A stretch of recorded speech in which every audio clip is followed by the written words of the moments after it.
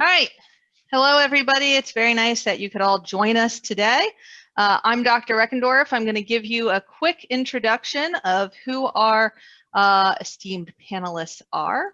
And then we will jump into a series of questions about all things election related, including some of which you guys submitted to us in advance. So thank you if you did that. I'm going to try to do this thing again where I share slides of everybody so that you have faces to go along with the names so you know who's talking in a moment. And first up is Dr. John Augenbaugh, who is better known by many of you as Augie. Dr. Augenbaugh is the co-creator and co-host of the Civil Discourse podcast and the author of many musings on the Political Science Facebook page. This spring, Augie is going to be teaching the Intro to U.S. Government course and courses on bureaucratic politics, administrative law, and 2 sections of constitutional law, one on the structure of government and the other on civil rights.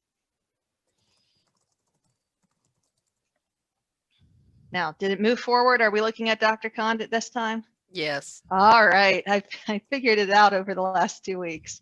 Dr. Condit is a familiar face on local Richmond TV outlets, especially during election season. She is a feminist political theorist with interests in that include public law and public policy, and she identifies as both a full-time working mother and a full-time mothering worker. This spring, Dr. Condit will be teaching Women in the Law and Senior Seminar. Dr. Kina has been busy this month putting the final touches on his forthcoming book, Gerrymandering the States, Partisanship, Race, and the Transformation of American Federalism. He's recently expanded his research agenda to include questions about money's influence on elections and electoral institutions. This spring, Dr. Kina will be teaching Senior Seminar.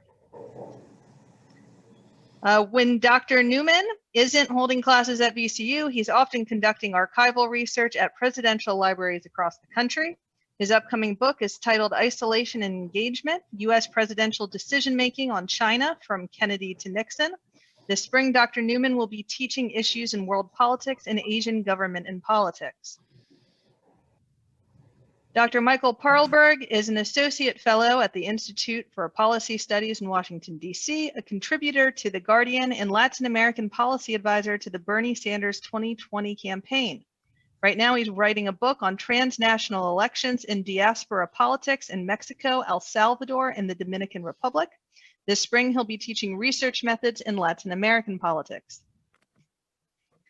Dr. Amanda Winterseek is interested in the effects of political campaigns and media framing on voters' evaluations of candidates and vote choice, and investigates the impact of fact-checking efforts during debates on social media and in other facets of electoral politics. Dr. Winterseek will not be in the classroom this spring because she'll be working on post-election analyses of all her very cool data. Also joining us is Kelsey Russell. She is the Executive Director of Membership for our co-host, the VCU Vote Student Coalition. Kelsey is a sophomore, double majoring in Homeland Security and Criminal Justice with a minor in Philosophy of Law and a senior advisor to virtual volunteering at VCU.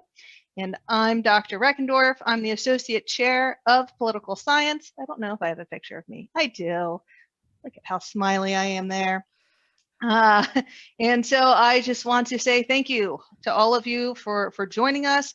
Thank you to my colleagues on the panel and in the audience, to the Department of Political Science, the College of Humanities and Sciences, to VCU Votes and Kelsey, and to everybody who has given us some time to attend tonight and who submitted questions.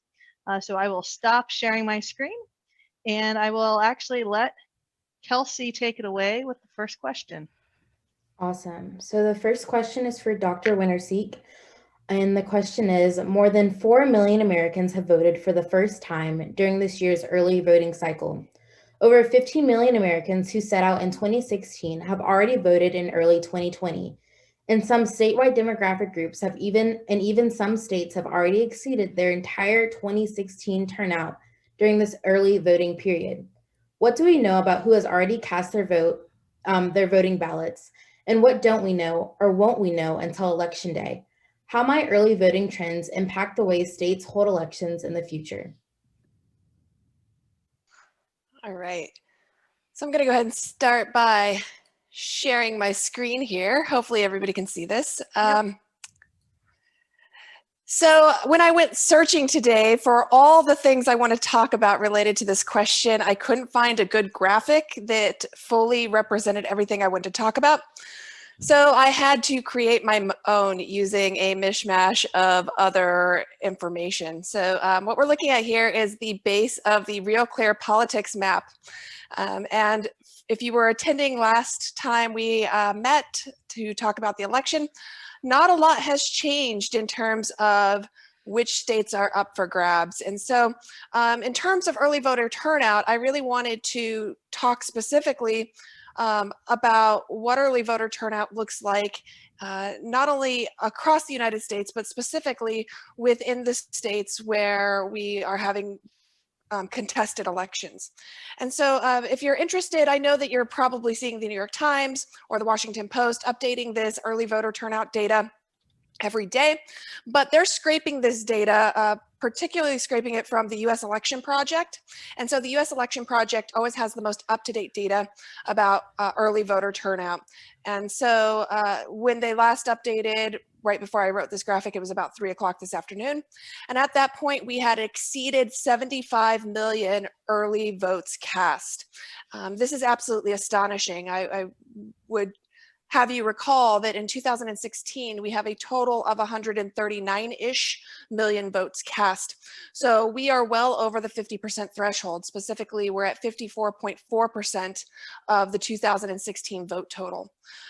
So this is really exciting. It will remain to be seen, though, whether or not this is indicative of a surge in voter turnout, or whether this is a result of the pandemic, and we'll probably see about that 139, 140 million votes again. So if we look across the United States, though, a couple important things to note is specifically how votes are or how they're cast and how they're counted. And this really starts with the fact that we only have 20 states that collect party identification registration. So when you register to vote, you register as a Democrat, an independent, a Republican, or something else. And so what we know about who has voted is really coming down to this smaller collection of states where we have additional data. But from this, we know that today, 17 million Democrats across these 20 states have cast early election ballots, compared to only 10 million Republicans. This is in line with what we know about the fact that Democrats tend to early vote at a greater rate than Republicans. However, when it comes to election night, this is where things could get really messy, specifically as we think about results coming in. Because we have 50 different election systems, the various states have made decisions about how they will count these early votes. And so what's going to be particularly important is that states that I have marked with this yellow hexagon are states that are counting ballots upon receipt. And so this is really important in states like Nevada and Arizona and Georgia, where on election night, we will have a pretty accurate understanding of what the vote totals in those states look like. However, we have a number of states that are not processing ballots before election day, or they're beginning to process ballots before election day, but the time frame varies. States like Texas and Florida could really gum up the works because they're going to start counting, or we don't expect that they'll have counted all the early votes by election day. And then we have states that I've marked with a star. There are only 4 of these states, but 2 of them happen to be battleground states, and important battleground states at that. And these are states that will not start processing these early ballots until after the election, or until election day. And so Pennsylvania and Wisconsin are integral to understanding or predicting who the next president of the United States will be. And it could really come down to these states not having full results for days or even weeks after the election. One thing I would note, though, is that what might actually be a bit helpful here is that we're seeing actually quite a bit lower early voter turnout in the state of Pennsylvania. Only 32.1% of the 2016 votes have been cast in this election. So that's indicating that while there's still some time to early vote, or to mail in ballots, many people are planning, it seems like, to show up on election day. So those are some things we need to take into consideration as well. Can I ask you a real quick question? Yes. Dr. Winnicek, can you make a distinction between early voting and mail-in ballots? Because those are really going to be key, and some states deal with absentee mail-in ballots differently than they deal with early voting. And how is that going to impact those key states? So I've chosen not to distinguish that here because, again, some states aren't differentiating their reporting of early voting versus mail-in voting. Some states are. So it's actually really kind of difficult to give like a really accurate depiction of how many have early voted versus mail-in voted. But I would have to look up that data again. So no, I can't give you a better look at that until I look that data up. But I can do that in just a minute and report it back in a second. I'm just asking because I do think isn't it important that when we think about when the vote comes in and how it's going to come in, how that your concern, and I think it's a legitimate one about when we'll know stuff. Early voting is typically processed differently than mail-in ballots, and I think people often just don't understand that mail-in ballots still have to typically be fed in, but most early voting sites, they're feeding those ballots when they vote, and that's why I think that distinction is important for how this all enrolls. I just wondered if we knew. Yeah, that's a good point, and how this all works. Again, this will really come down to Pennsylvania and Wisconsin, I believe, processing those absentee ballots or those mail-in ballots.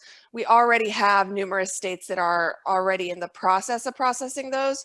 The question is how rapidly they'll be able to get through them. So one other state we should be concerned with in that regard is Michigan, because they're actually going to start processing their mail-in votes quite late.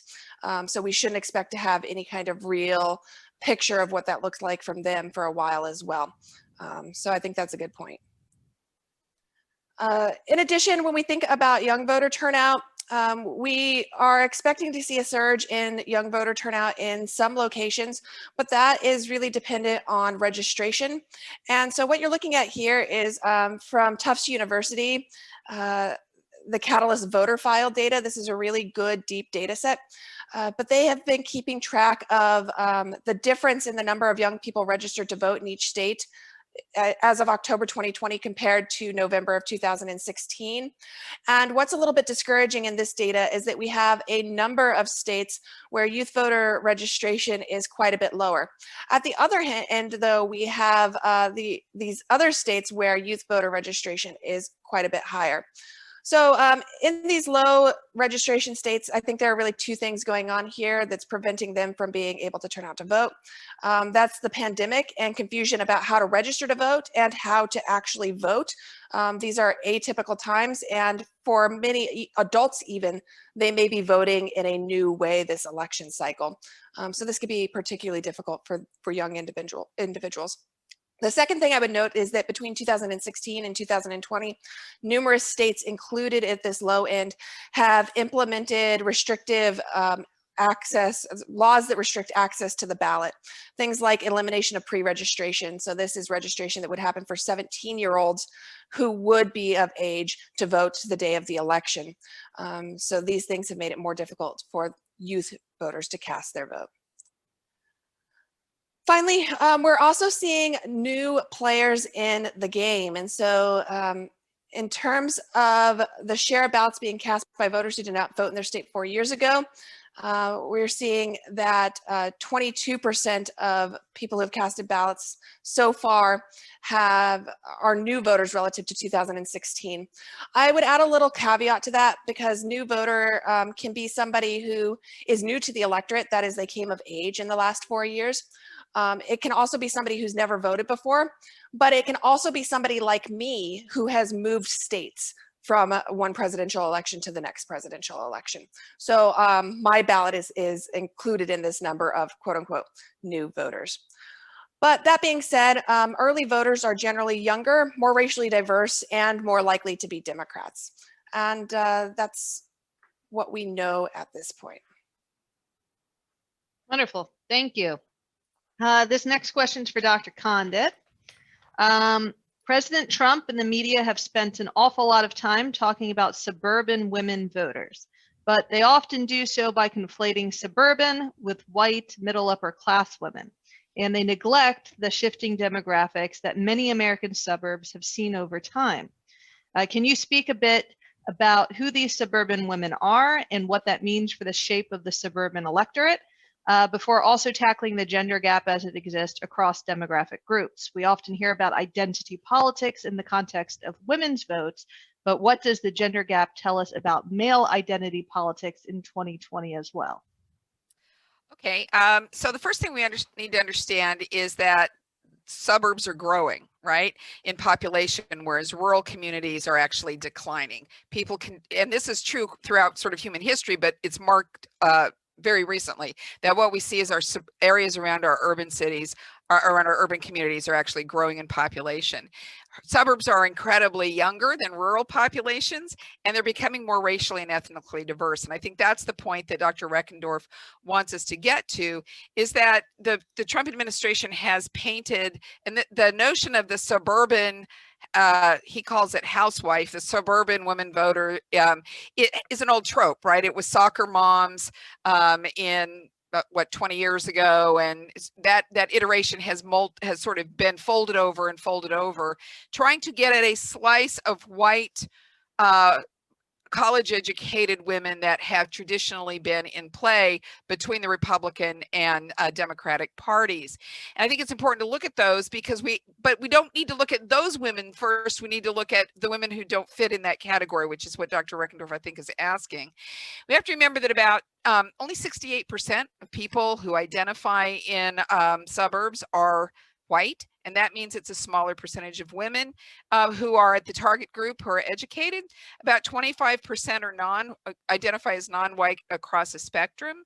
But it's really important to realize that in about 36 out of the top 100 largest metropolitan areas in the United States, fully 35% of those suburbs are very, very diverse.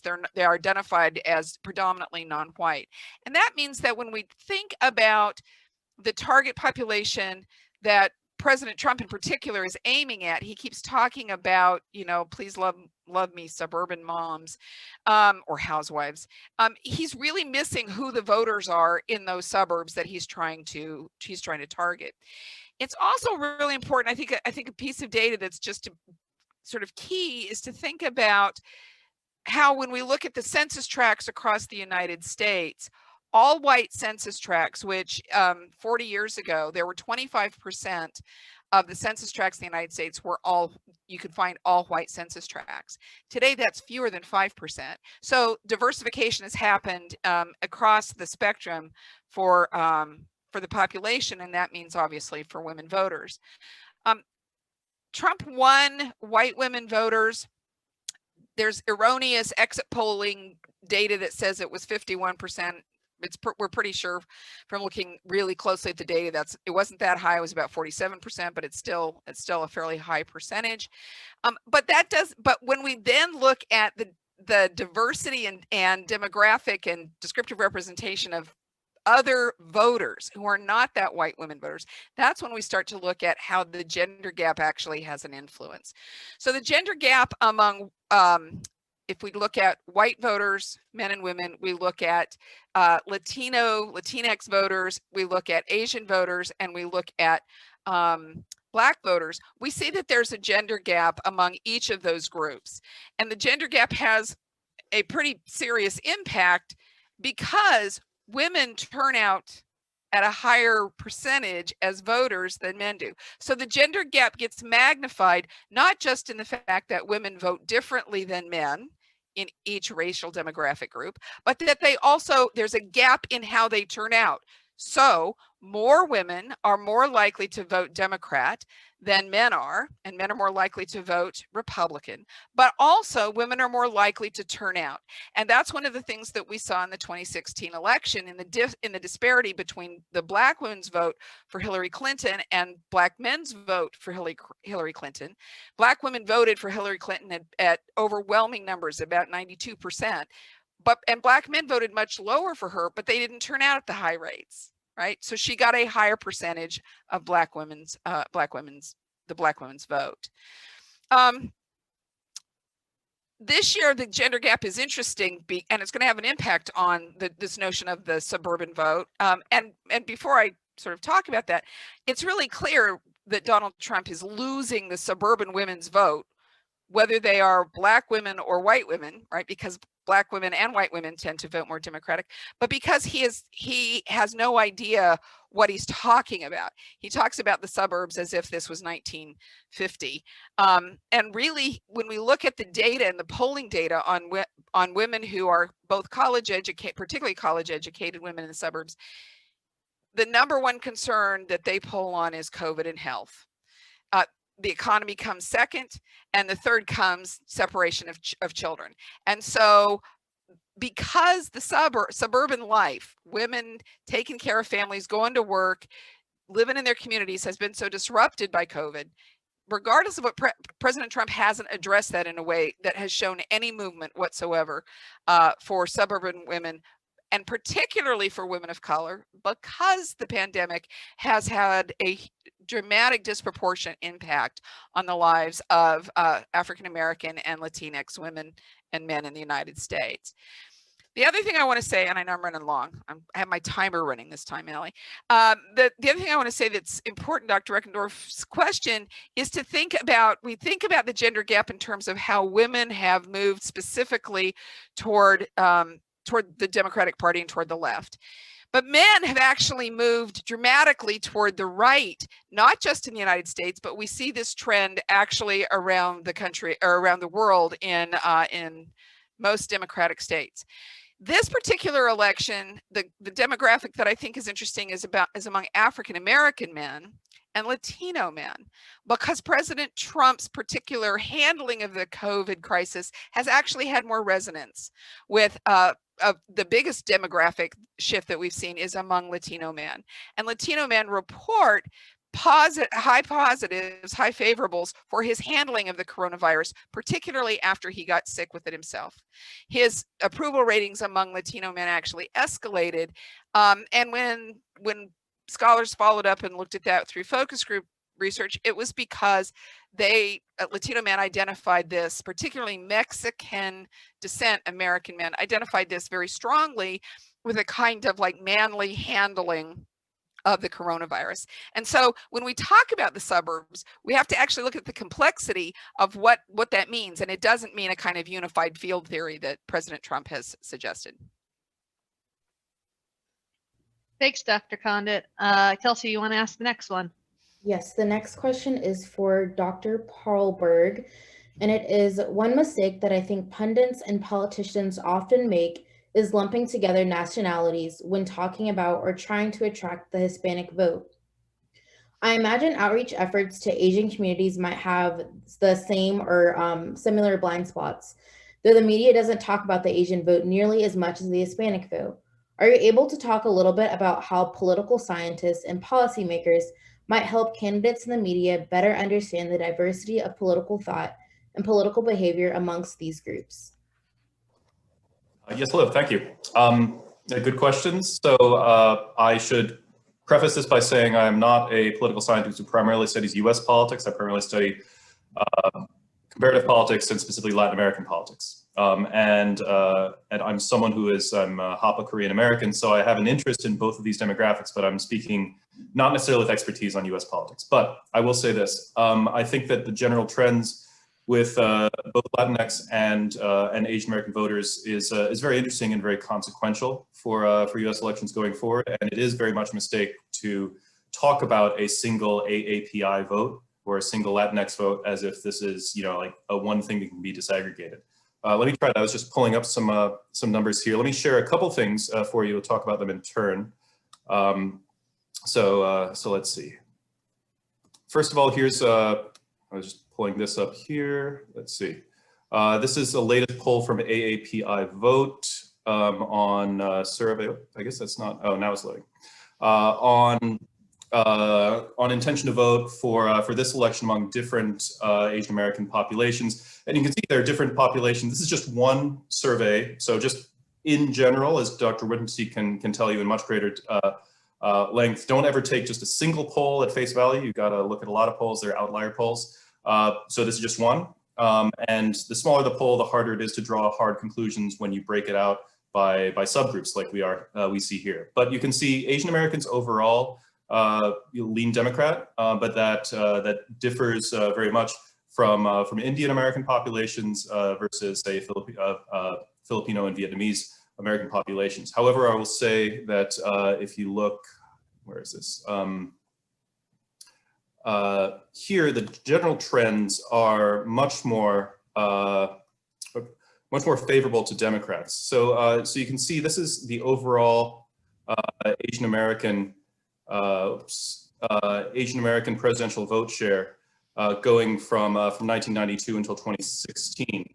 We can see Asian Americans have swung from Republican to Democrat more than any other constituent group than, in a relatively short amount of time in modern history. And I think this is a really understudied issue. I mean, I grew up Korean American in Northern Virginia, and I remember when Northern Virginia voted Republican. And it's not that Asians were the necessarily decisive vote, but Korean Americans, Vietnamese Americans pretty reliably voted Republican. And it was because they saw themselves, and Republicans saw them as a kind of, small business owners, very socially conservative, religious, church-going, many very fearful of authoritarian governments, and voted Republican. And then starting in the 2000s, they switch over to the Democrats. And now they vote more reliably Democrat than any other racial minority than African Americans.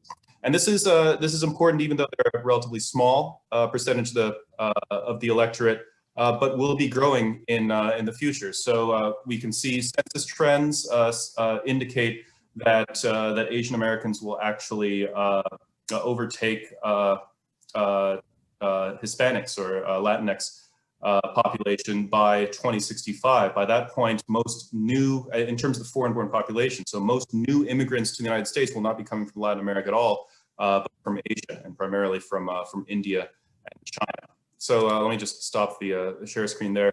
So so that's a really notable trend, and it's going to be happening in states like Virginia, and make Virginia go from what was once, when I was a child, a red state to a purple state to now a pretty reliably blue state.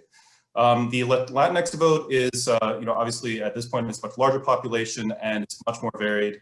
You can't really say that Mexican Americans and Cuban Americans are really comparable in terms of their voting patterns, even within different groups. Just say, take Cuban Americans, for example, as a group that is historically considered to be more Republican leaning, we're really just talking about a subset of them. We're talking about the oldest generation of Cuban Americans in Florida.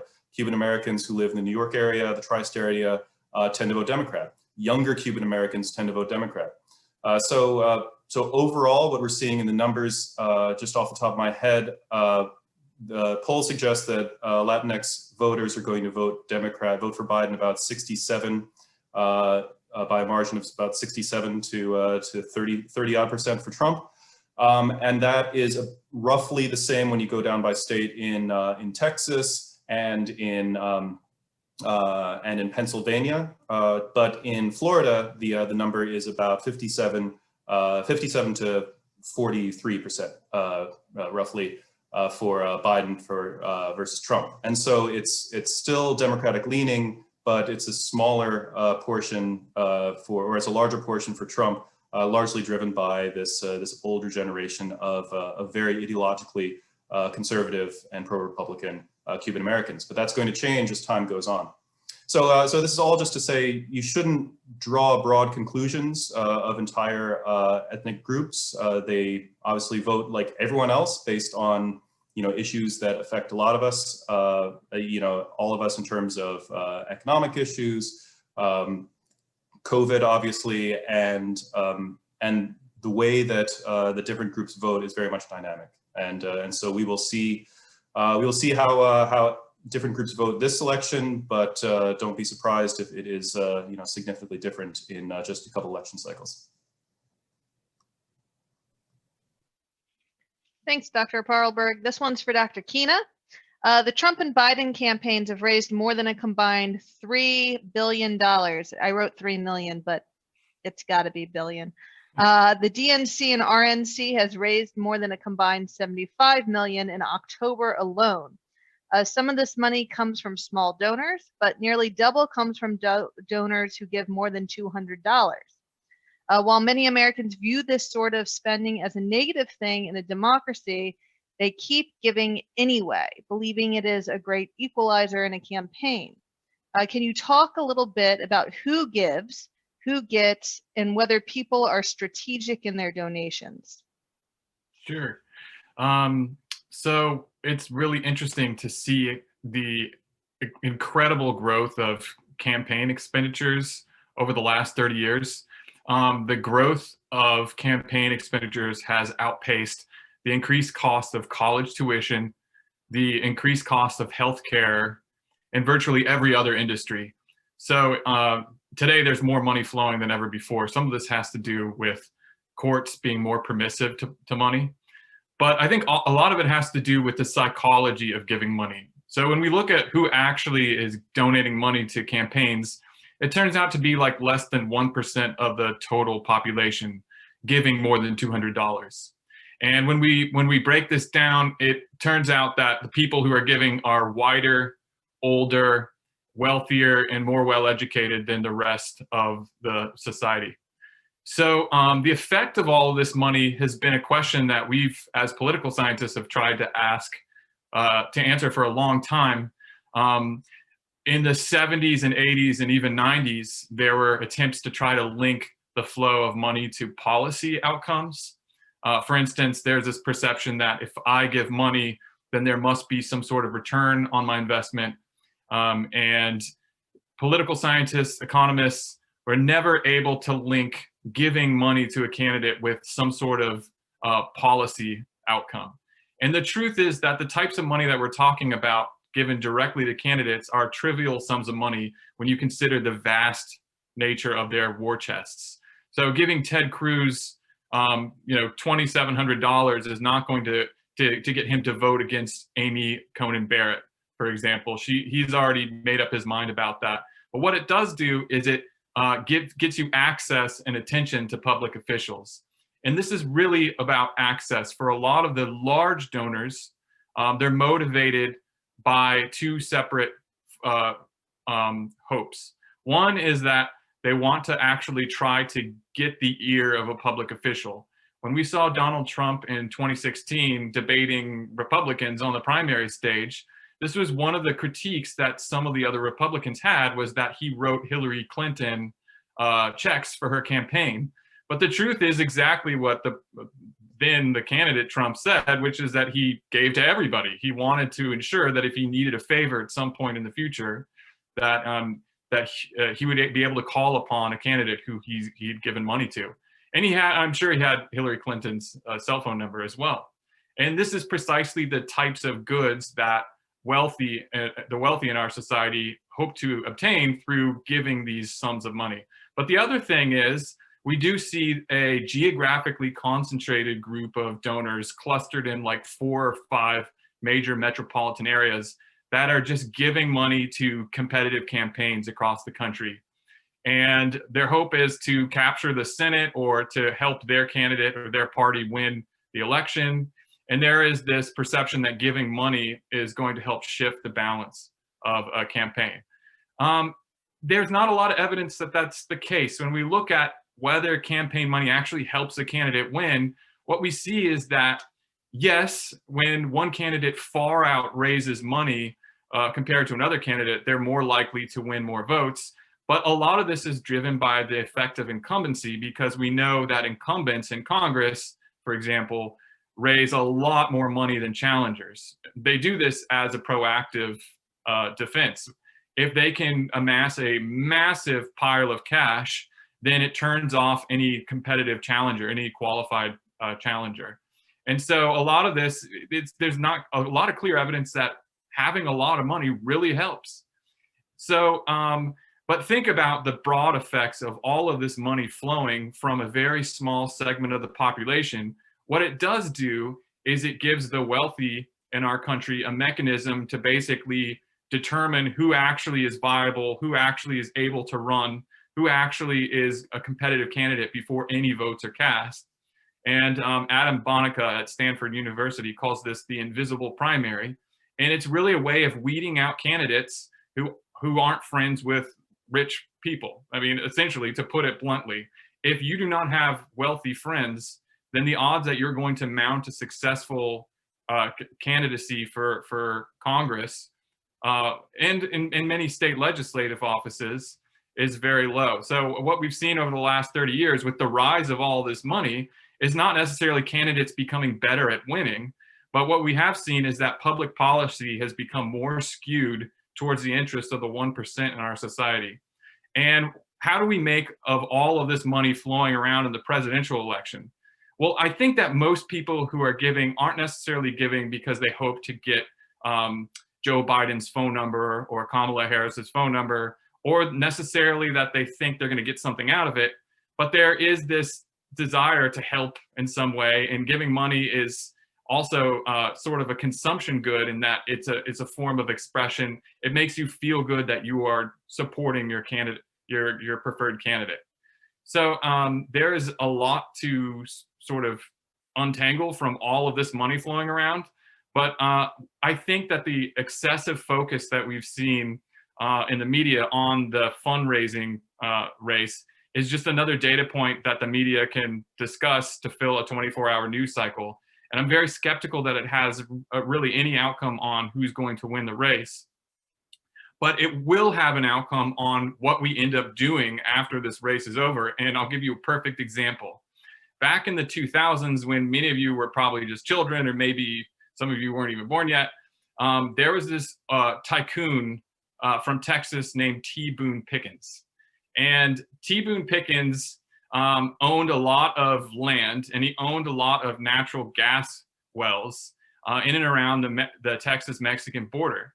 And one of the things he did very cleverly right around the time that it was popularity for combating climate change was starting to grow after Al Gore released his movie, was that he bought a bunch of commercials on major news networks and proposed this plan to get us off of oil, fossil fuels, which was that we would transition before completely pulling from fossil fuels, that we need to transition to a different form of fossil fuel energy that was less polluting, natural gas, that we might design cars that would run on natural gas, and that we would transition and build natural gas power plants as a way to transition from oil, which emits more carbon, to this cleaner source of energy.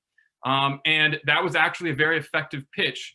He didn't advocate for any candidates particularly winning, but what we did see is the Democrats, when they retook Congress in 2006 and later 2008 with the Senate as well, was supporting energy policy that increased consumption of natural gas.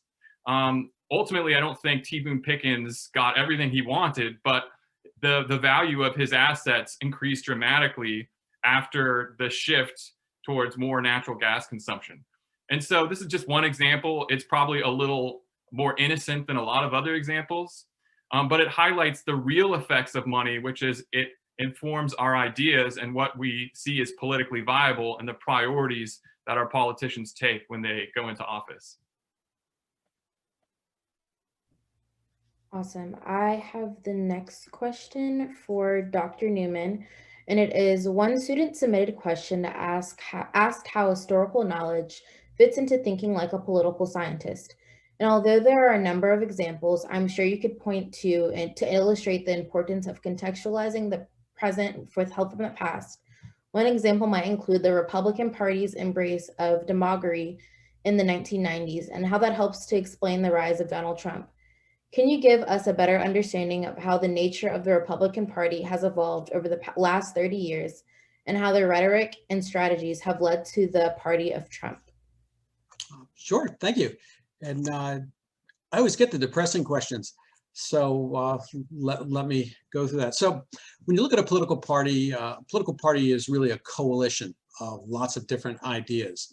And with the Republican Party, you could argue that you had traditional conservatives, more of the Eisenhower and George Herbert Walker Bush model, versus what people started to call the movement conservatives. And that's really Ronald Reagan and and a lot of the people who came around with Ronald Reagan, and Ronald Reagan became the father essentially of the modern Republican Party, as sort of the equivalent of FDR for Democrats. But what's happened since the 1980s is that the Republican Party has moved farther and farther to the right, to the point where you get a candidate like Donald Trump, who, well, start from the basis, all politicians lie a little bit and all presidents lie a little bit, but I think Donald Trump has lied more in the past 4 years than all the Republicans and Democrats put together in the post-war era. I mean, that's what we're talking about here. How did that become acceptable to the Republican Party? Because right now, Trump has got better approval ratings in the Republican Party than Reagan ever had. So something significant happened here. And the way that I usually talk about it in my classes is to look at political parties and the Republican Party. You have an institutional wing, and these are the politicians, and these are the people who go into government. And then you've got sort of the media people, the communications wing. And in the Republican Party, what happened is after Republicans left 12 years of controlling the White House in the 1990s, that media wing essentially became Fox News and Rush Limbaugh. And they were much farther to the right than the traditional Republican Party and even the movement conservative Republican parties.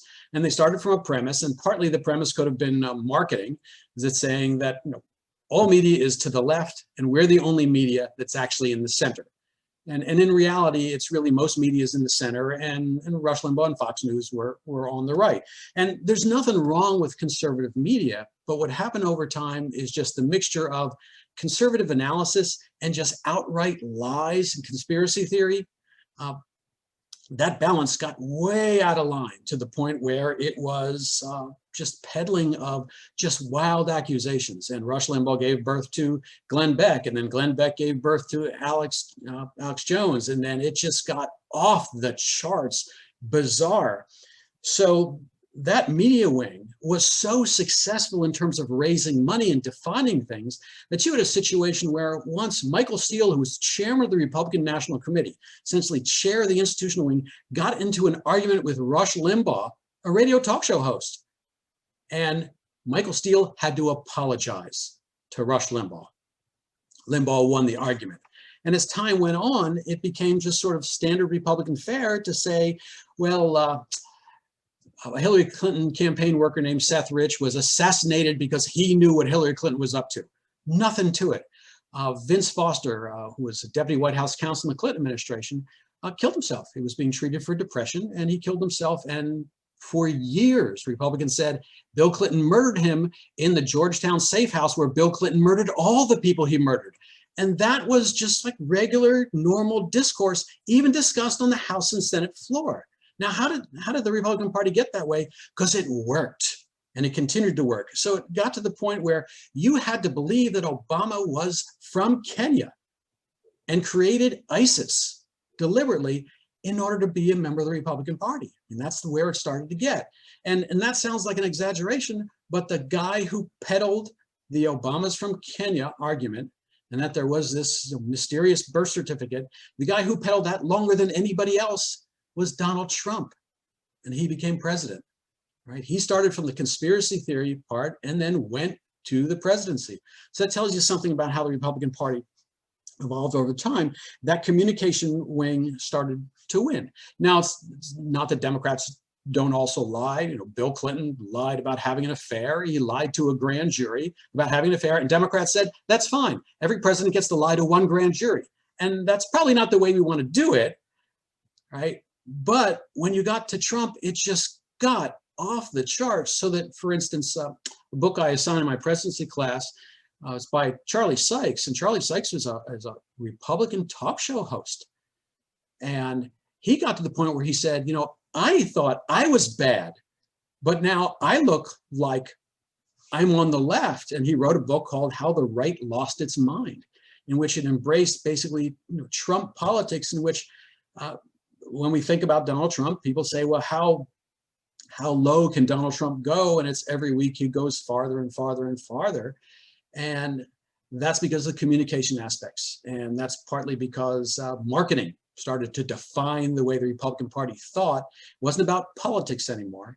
It was about pushing the envelope as far as you possibly can go, to the point where 2008 Republican convention, the first night of the Republican convention, was all about calling Obama a socialist, because Obama supposedly said that the United States government builds everyone's businesses. Where on the campaign trail, he said, supposedly, that business that you own, you didn't build that. Now, that was a flat out lie. Obama was talking about infrastructure and said, you have a small business, but people need to cross a bridge to get to your business, and you didn't build that bridge, not the business. But that was a whole night of the Republican convention, and no one in the Republican Party corrected the record and said, that's a lie. And the more that they did that, the more that no one corrected the record, the more it became standard operating procedure. Anyway, I'm over 5 minutes, so let me stop there. And if we have follow-up questions, I can talk more about that. But it's the communication wing won the argument, and their marketing triumphed. Thanks, Dr. Newman. We had a bunch of questions come in about the Supreme Court, especially in the wake of Amy Coney Barrett's confirmation this week.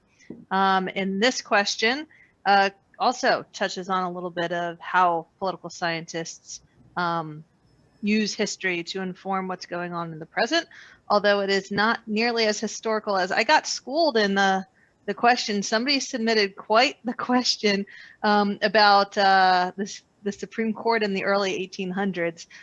So maybe you incorporate that a bit, maybe you don't, but it was a great question, and I'm going to dumb it down. So this week, Amy Coney Barrett was confirmed to the Supreme Court. It was the first time in 151 years that a Supreme Court justice was confirmed without a single minority party vote. It's perhaps a bit difficult to untangle the exact reasons for this. First, her confirmation occurred 8 days before the election, a fact that stings of hypocrisy after Senate Republicans failed to even hold a hearing on Obama's nominee back in March 2016. Second, Democrats pointed out her lack of experience on a number of objective metrics and considered the 1,800 pages Barrett submitted for review, or 1% of the pages submitted by Gorsuch in 2017, a farce. And third, Barrett considers herself a constitutional originalist who solidifies the conservative majority on the bench 6-3, and therefore threatens a range of progressive accomplishments. In the end, Barrett's nomination passed, but it did so in a highly polarized fashion and has led to breathless media coverage about both parties' political gamesmanship. Can you speak a little to how the presidential and congressional elections might impact not only the Supreme Court, but also the federal judiciary more broadly, and what impact the recent and forthcoming political dramatizations could have on the public's perception of the courts themselves? What a mouthful. Take it away, Augie.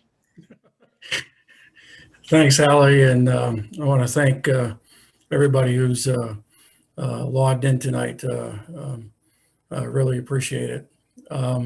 So first of all, the title of the panel is How You Think Like a Political Scientist. So to answer the various parts of the question, I basically broke it down like I would if I was doing a research project. So the dependent variable here is the federal judiciary, and the independent variables are the election outcomes for the presidency and the Senate. Now, you might be wondering why I focus on both the presidency and the Senate, but the selection of federal judges and the confirmation of them is a shared power between the president and the Senate. And as the question went ahead and pointed out, Justice Amy Coney Barrett was the first nominee to be successfully confirmed to the Supreme Court without a minority party vote, a single one, since the Reconstruction era. Okay, the Reconstruction era. Basically, we're looking at 3 units of analysis, and these are basically institutional. The federal judiciary, the office of the president, and majority control of the Senate. Its importance to political science, as the question suggests, is wide-ranging. From beyond the fact that this is a shared power to the accepted wisdom among political scientists that federal judges basically vote their policy preferences or at least use the language of the law to shape and mold their policy preferences in their votes in cases.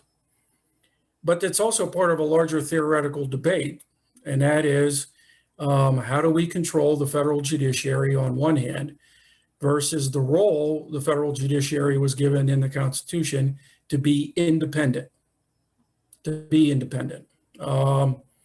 Now, the question kind of sort of gets at some historical trends in regards to the selection and confirmation process.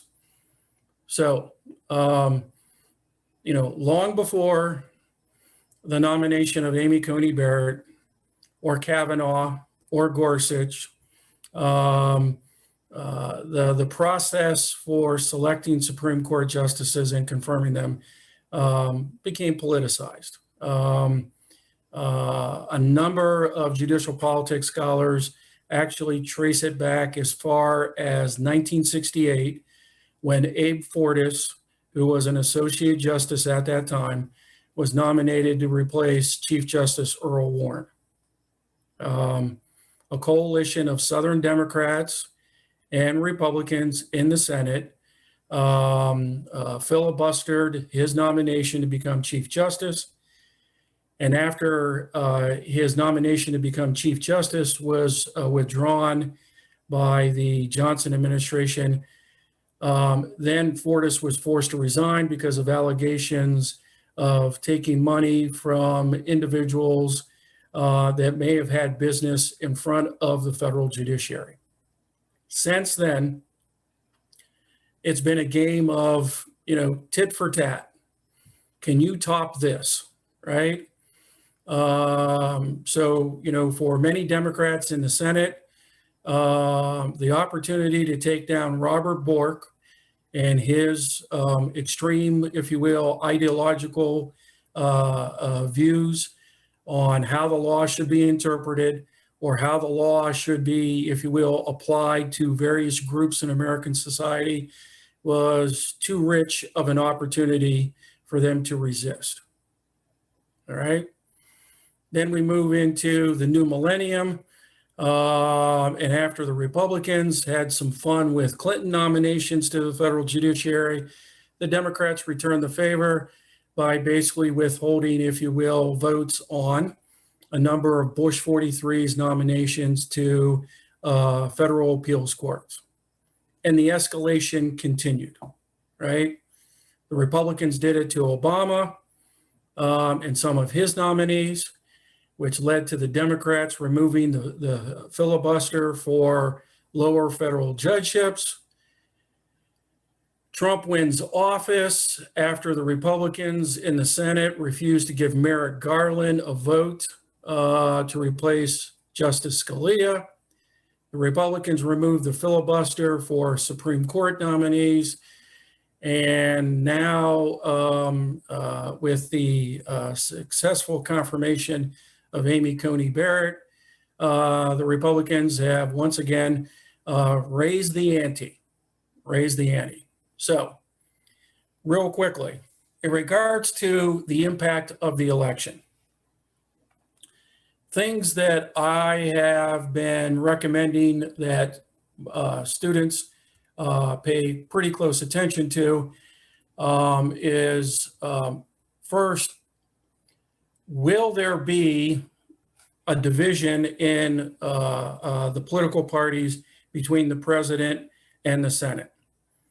So let's just say, for instance, Joe Biden wins the presidency, but the Republicans retain control of the Senate. All right. Now, in that particular instance, we basically know from what we've seen over roughly the last 15 to 20 years, that with that kind of divided government arrangement between the president and the Senate, the likelihood that President Biden will get any, shall we say, ideologically liberal judge through the Senate is almost slim to none. Okay, is almost slim to none. Okay, that's where this escalation, that's where this increased politicizing the nomination and confirmation process has led. All right. If, however, Trump wins and the Republicans still have control of the Senate, you're pretty much going to see a repeat of the last 4 years, right?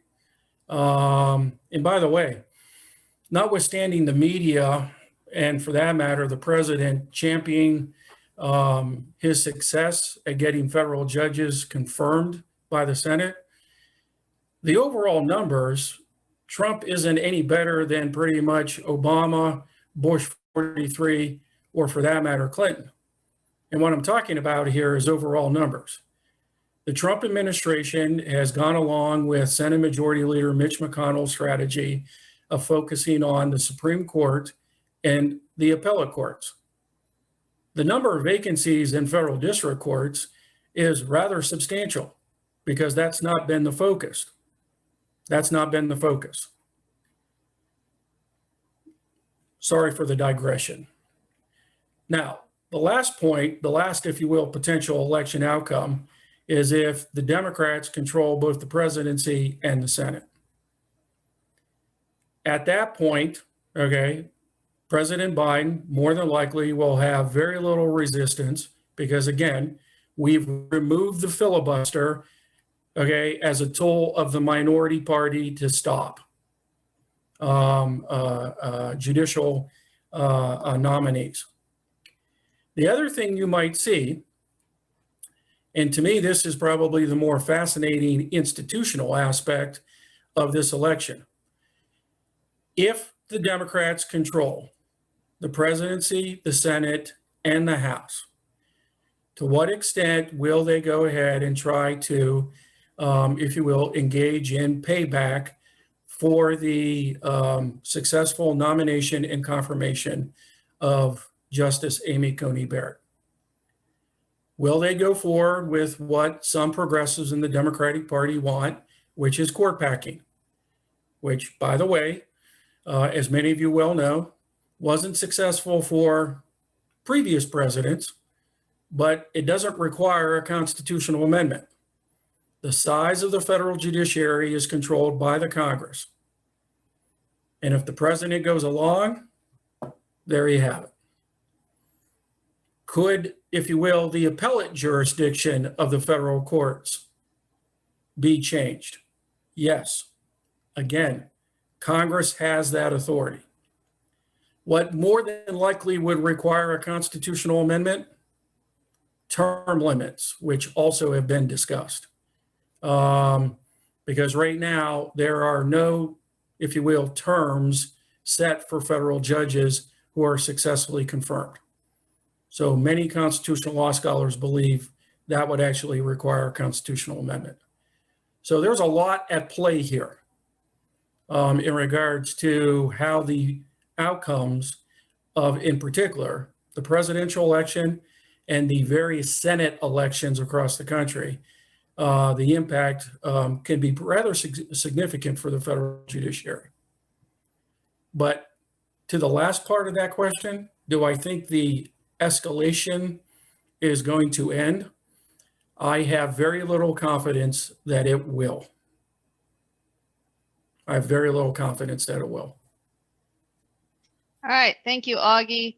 The next question is going to be from Kelsey, but we are at the halfway point, and I'm going to remind our panelists that we are not halfway through our questions. So I'm going to start doing this when we hit the 5-minute mark. It wasn't just Augie; it's all of us, and so we'll get going and try to stick to our 5. Awesome. Sorry. So the next question is for Dr. Condit, and it is, now that the Supreme Court has a 6-3 bent towards conservative jurisprudence, what happens to all the usual single issue voters?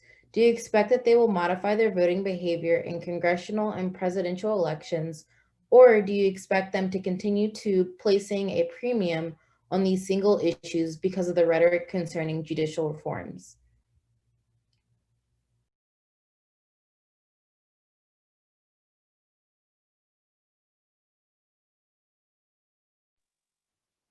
Guess you would like to hear me. Yes. Okay. I think it's a really interesting question. And I look at this through two lenses. One is through the lens as a political theorist, thinking about how power works in the American political system. And the other is through the lens of being a feminist political theorist who thinks about how issues of gender and representation play out in this particular set of questions. I think that this is a question about how public minorities exert power over public majorities in this particular framing. And I think that's it. Normally we worry in the United States about the opposite, how do majorities suppress minorities? But if we really look at where single issue voters are focused and who they are and what their issues are, what we see is it's an attempt to exercise political power by a minority of people over in a particular policy area or an issue that is not widely shared among the populace, among the voting people. Nationally right now, single issue voters on the right tend to focus on the abortion issue. And this has most recently coyly been framed as Supreme Court appointments. That's code for picking people who will overturn Roe versus Wade or in some fashion gut abortion rights. Also gun rights is a single issue vote issue for some folks on the right, and LGBTQI liberties and rights are all kind of single issue. There's some real weird crossovers among folks who have some of those ideologies, but there are actually clearly pockets of folks who say this is what I care about and this is what I'm going to support and vote on.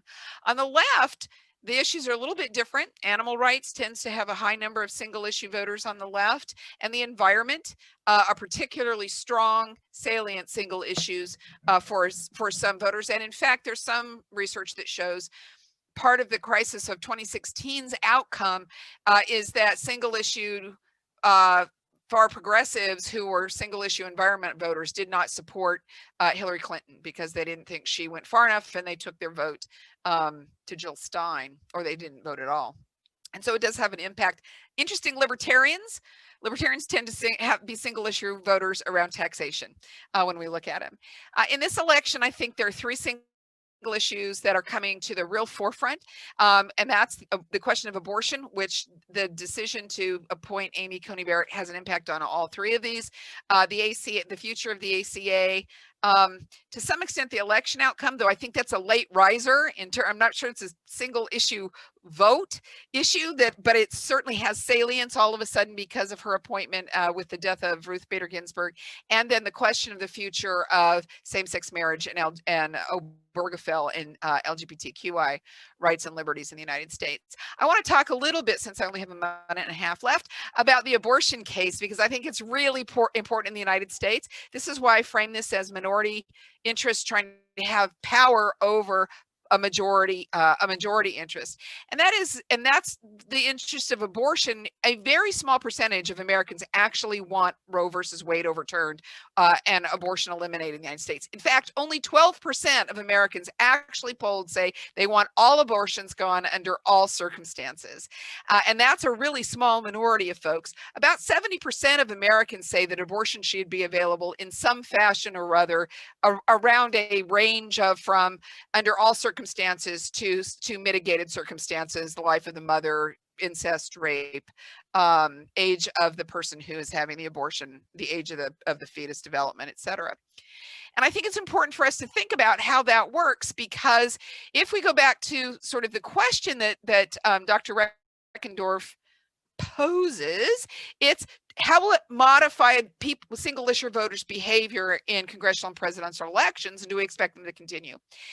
If we look at how politics has worked in the United States, the abortion issue has been one of the most powerful, funded, salient, driving, galvanizing, organizing issues, for people on the right. It's worked on the left as well, but very differently politically. And right now the crisis is sort of leaning in the side for the right, right? They're about to have a, we'll see what happens on Friday or Monday. The court will hear a challenge from Mississippi to once again visit the Mississippi case. There are actually about 103 cases somewhere in the pipeline that will rise to the Supreme Court to once again bring challenges to Roe, and not just to Roe, but to Griswold versus Connecticut, which is where I, as a theorist, think they're going to actually go.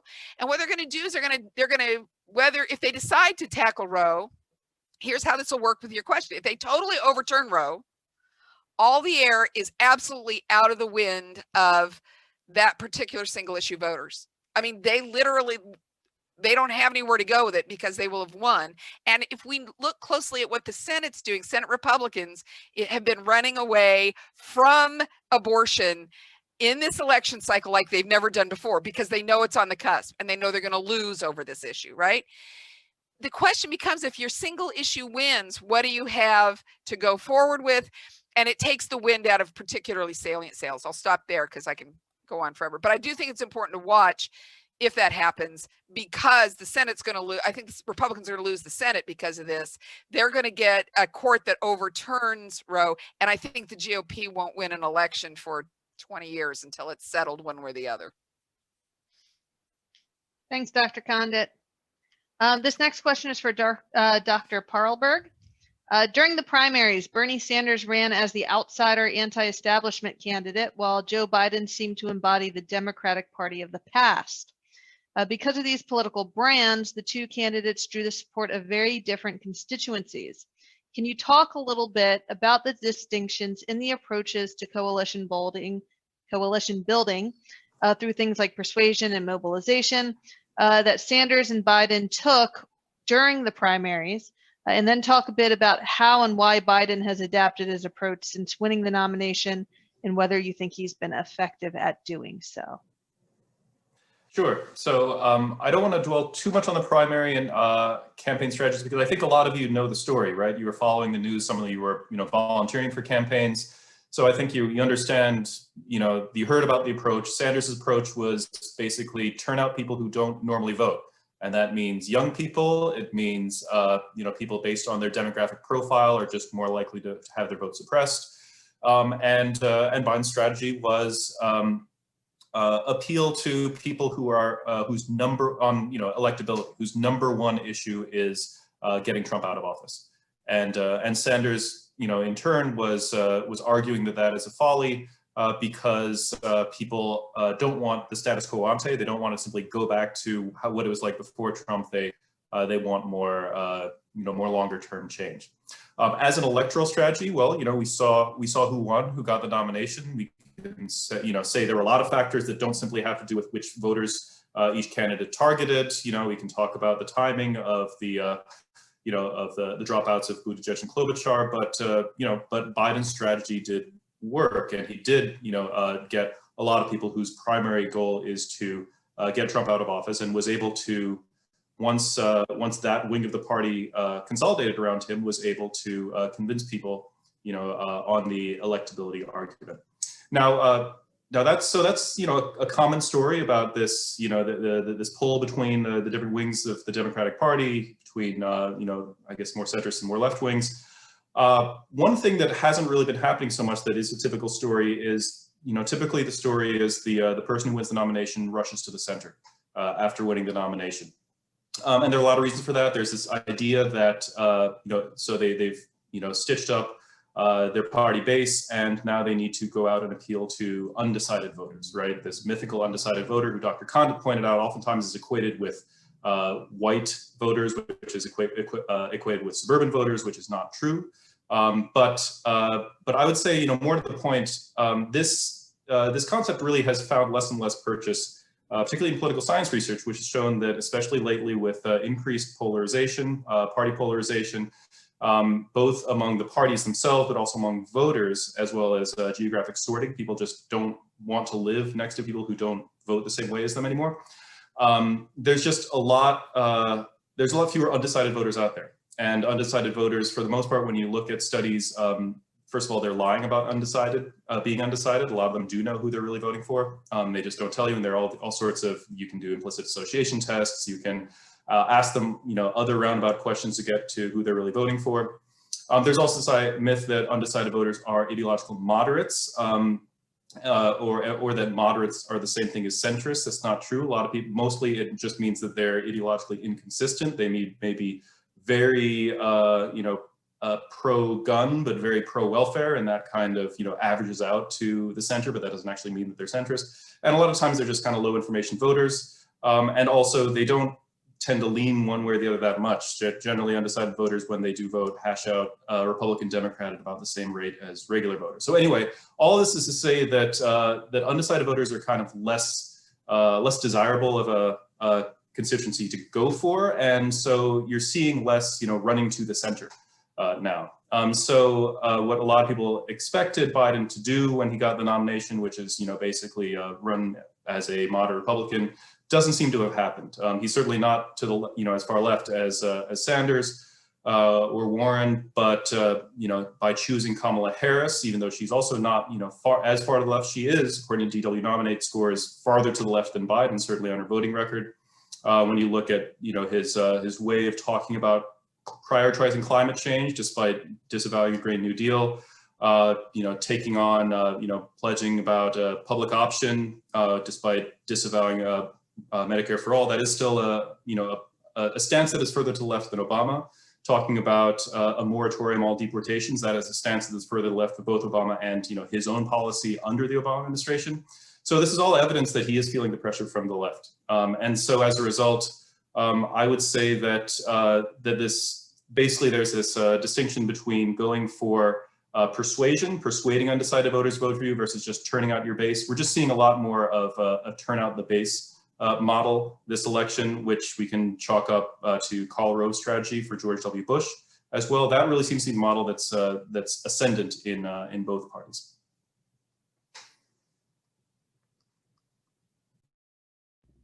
Awesome. Okay, so I have the next question, and it is for Dr. Winterseek. And it is, so many of our student submitted questions have a common theme. Is it possible for political scientists to remain unbiased when thinking about politics broadly and elections specifically? And if so, how? Underscoring these questions was a conflation of the terms unbiased and neutral with the term objective. It's a conflation people make when talking about the media too. Could you talk a little bit about the role of neutrality versus the role of objectivity in the work that political scientists and media professionals do, and how you see them contributing to either the erosion or preservations of democratic norms and political accountability? Yeah, this is a great question. So I want to start off by defining these terms, defining objectivity versus neutrality. So this morning I went to Oxford Dictionary and I looked up both of these definitions, right? And so according to Oxford, to be objective is to not be influenced by personal feelings or opinions in considering and representing facts, right? So that's really quite key. So this is making judgments based in reality, based in factual assessment, based in logic and reasoning, right? Compare this to neutrality, which Oxford defines as the state of not supporting or helping either side in a conflict, disagreement, etc., being impartial. So not favoring or supporting the opposing viewpoints of a topic of debate, for example. I believe that political scientists can be both objective and neutral, and I'm actually going to argue that we're quite good at being objective and that we have an ethical responsibility to not be neutral. And this is because neutral position taking in many political areas falls victim to flawed logic, specifically to the fallacy of false equivalencies. That is, the entire assumption of neutrality rests on the assumption that no party in an argument is ever factually correct. And we simply know this not to be the case. So for example, if I were to state that the Republican Party has worked to erode democratic norms and to thwart democratic outcomes by altering the rules of the game, specifically rules related to voting, with the specific intent of suppressing as many votes as possible, that would be an objective statement. that is rooted in fact. It is provable. It's provable by multiple databases, by looking at the types of policy being passed across the various states, as well as looking at the ways that democracies devolve worldwide. To be neutral then on this position would be to not take a side as to say whether that's good or bad for democratic outcomes. So in fact, I would argue that political scientists who remain neutral on these issues for which we have objective facts are not doing their job. They're not being very good political scientists. We know that issues like climate change, racism, sexism, and COVID-19 have objective positions rooted in science. And we should not give platforms to climate deniers standing next to scientists who say that climate change is real and is man-made. We shouldn't give platforms to racists who are working on pseudoscientific norms with the assumption that whites are genetically superior or that people of color are genetically inferior. That's not based in any reality. Or to sexist rhetoric that women are not as capable as men because they have, here's one I've been hearing, too many hormones, right? To be able to do the job. So as political scientists, and I think we do quite a good job of being objective and quite a good job of not being neutral. This is actually a criticism that I have though of the media, is that the media, I believe, works too hard to take neutral positions when they really shouldn't be taking neutral positions. There are some media outlets that are particularly notorious for this. CNN does this a lot, for example, where for a long time we were seeing them put a climate scientist on the stage with a climate skeptic who had no qualifications or certifications to be on that platform, and then giving their positions equal weight and equal time. So that's the difference between being objective and being neutral. And I'm going to cede the rest of my time since I went over my time early on. Thank you, Dr. Winterseek. This next one is for Dr. Kina. Donald Trump's 2016 campaign innovated the way candidates earned free media by essentially hacking the traditional news cycle, especially the cable news cycle. At the same time, Russia was hacking parts of the American electorate by planting disinformation campaigns using newer, unregulated social media platforms, especially Facebook. In both cases, the media's commercial imperatives seem to have trumped their democratic responsibilities, though it's not actually clear that some of these organizations even believe that they have such responsibilities. And while some organizations have made adjustments since 2016, others, like Facebook, are still trying to figure out a way to protect their brand and reputation while simultaneously protecting their bottom line and their investors. As one example, just this week, Facebook sent a cease and desist letter to political scientists at NYU's Online Political Transparency Project. Can you talk a bit about how this commercial imperative impacts the information we consume as citizens and how that shapes our political opinions and behaviors more broadly? Sure, that's a really good question. So I think what we've seen in the last several years is a trend that's actually goes back quite a few decades. And it has a lot to do with change of technology and how that impacts our access to information in the news. But it also has to do with the nature of mass media and how it's programmed. One of the things that I always get whenever I teach a large Intro to American Government section, usually when it's in person, at the end of the first class, I'll just open the floor for any questions. And a common question that I always get is, do you think the mass media is biased more left of center? Do you think there's a liberal bias like it's frequently claimed in right-wing media? Or do you think the media is unbiased? And the one thing that I always say is that, yes, there is a bias in mass media, but the most prevailing bias is the bias towards profit.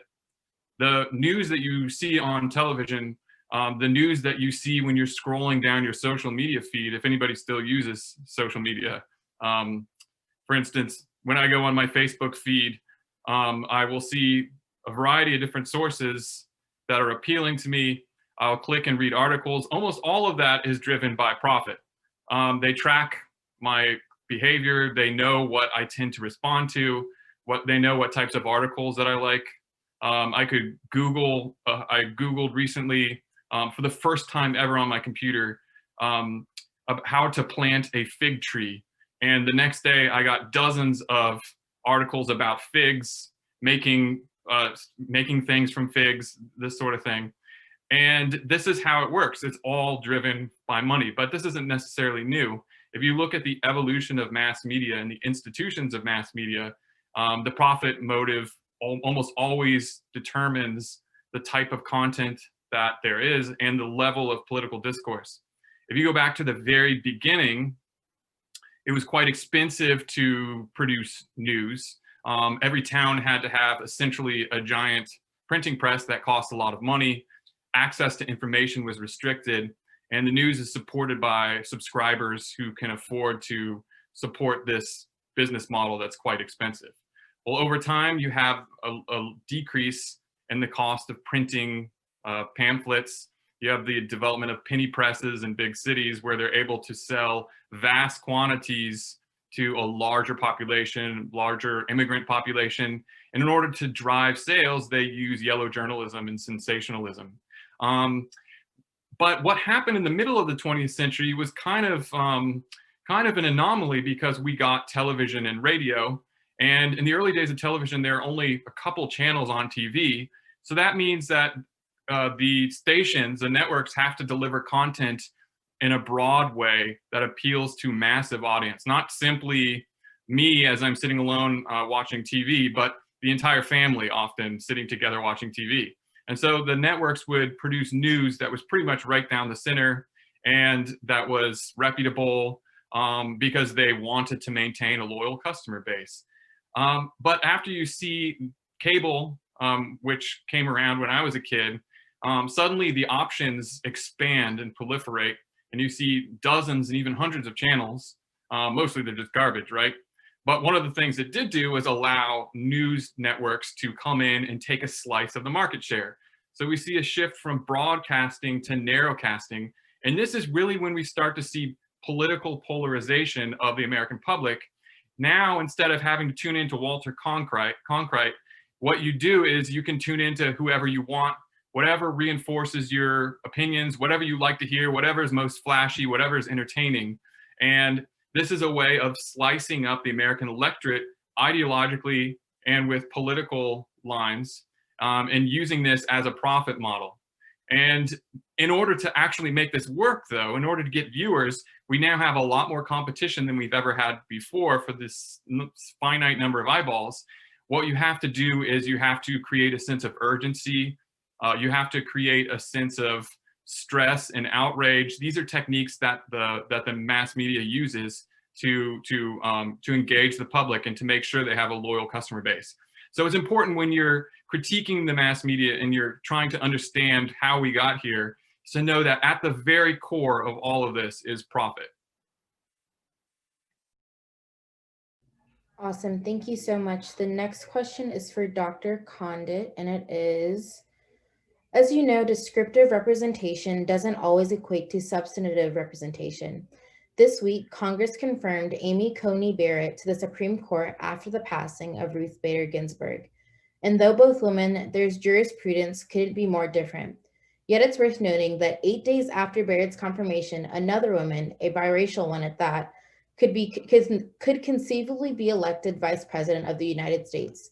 And on November 3rd, women will be on the ballot for its seats in the House, Senate, and governorships, among other local races. What can you tell us about these candidates and how they might shape American politics?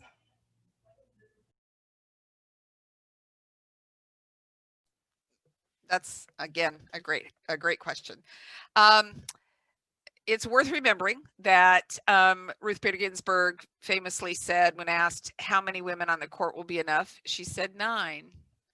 And I always modify that and say 9 African-American, Latinx, Asian, LGBTQ, differently abled justices. When we get there and we don't notice it and we've gone that other direction, we won't notice we will have gotten past that. This question is perennial. When we look at what's going on in the United States, I want to point out that about 10 years ago, the GAO commissioned a really interesting study, and they said, how long will it take for there to be women to have parity in the US Congress. And they created some algorithm and some big, you know, bunch of math folks got together and figured it out. And they realized that at the rate at which women have been increasing representation in Congress, it'll be the year 2333.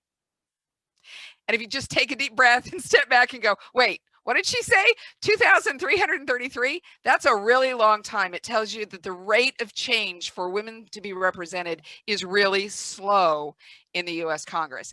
Currently in the 116th Congress, only 23.7% of elected members are women. That breaks down to about 26% in the Senate. That's an all-time high. And about 23% in the House of Representatives. I want to give you a little bit of data because you got to know what it means, right? Of the 127 women who are in the US Congress, 48 of those 127, which is about 38%, are women of color. Only 4 of the women in the there are only 4 women who are women of color in the US Senate. If we step back and look at what that means, it means that women of color comprise only about 9% of the US Congress at this moment.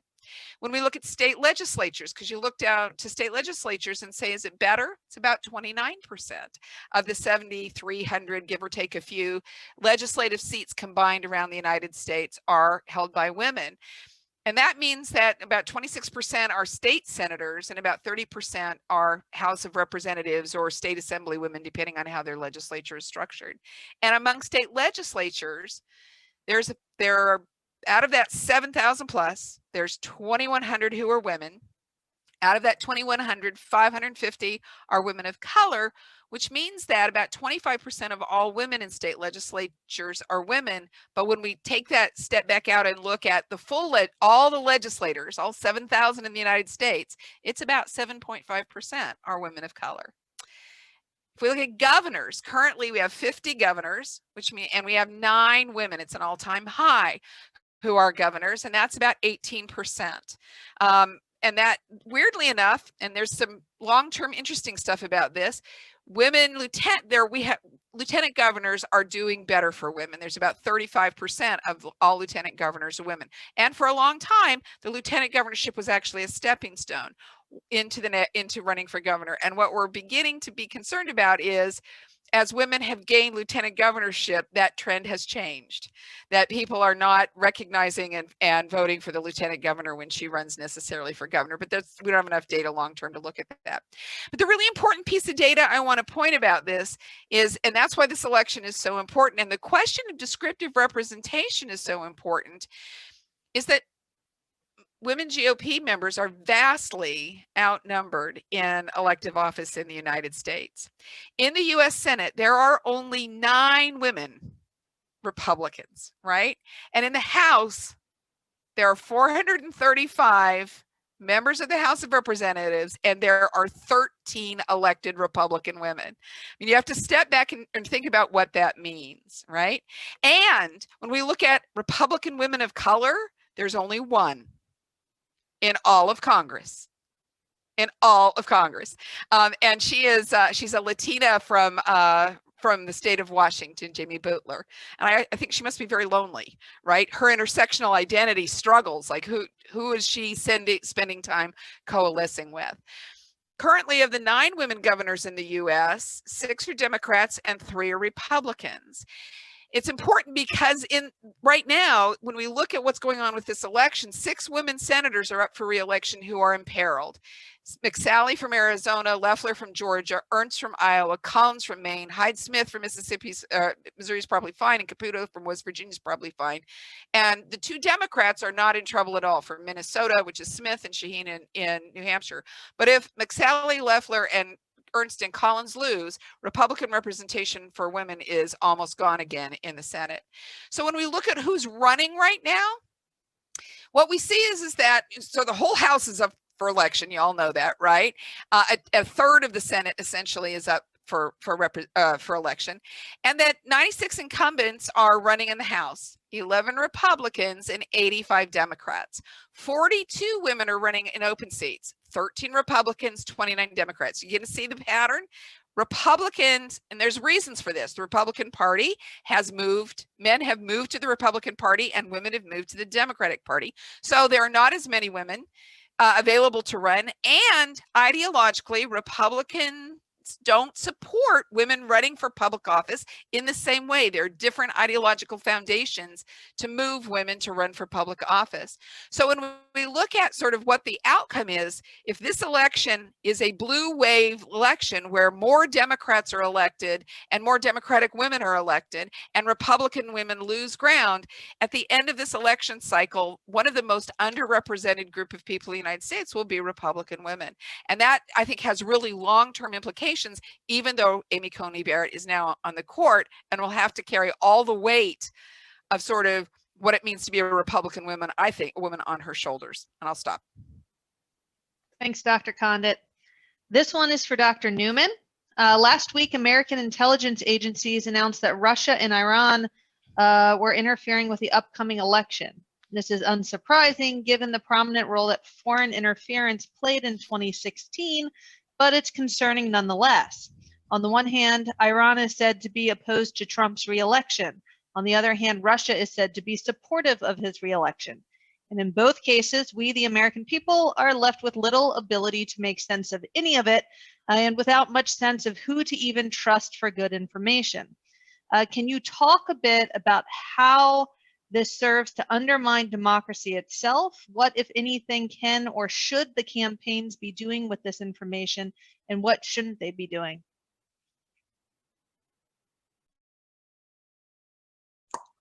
Yeah, I talk about this, and this piggybacks on some of the things that Alex talked about, and also Amanda, who studies this aspect, which ultimately leads to a discussion of fact checking. So what kind of has happened over time is that with the internet and social media, I think initially everybody thought that, well, what will happen in the future is that because of the internet, authoritarian states won't be able to control information anymore, and therefore eventually all countries will be democratic.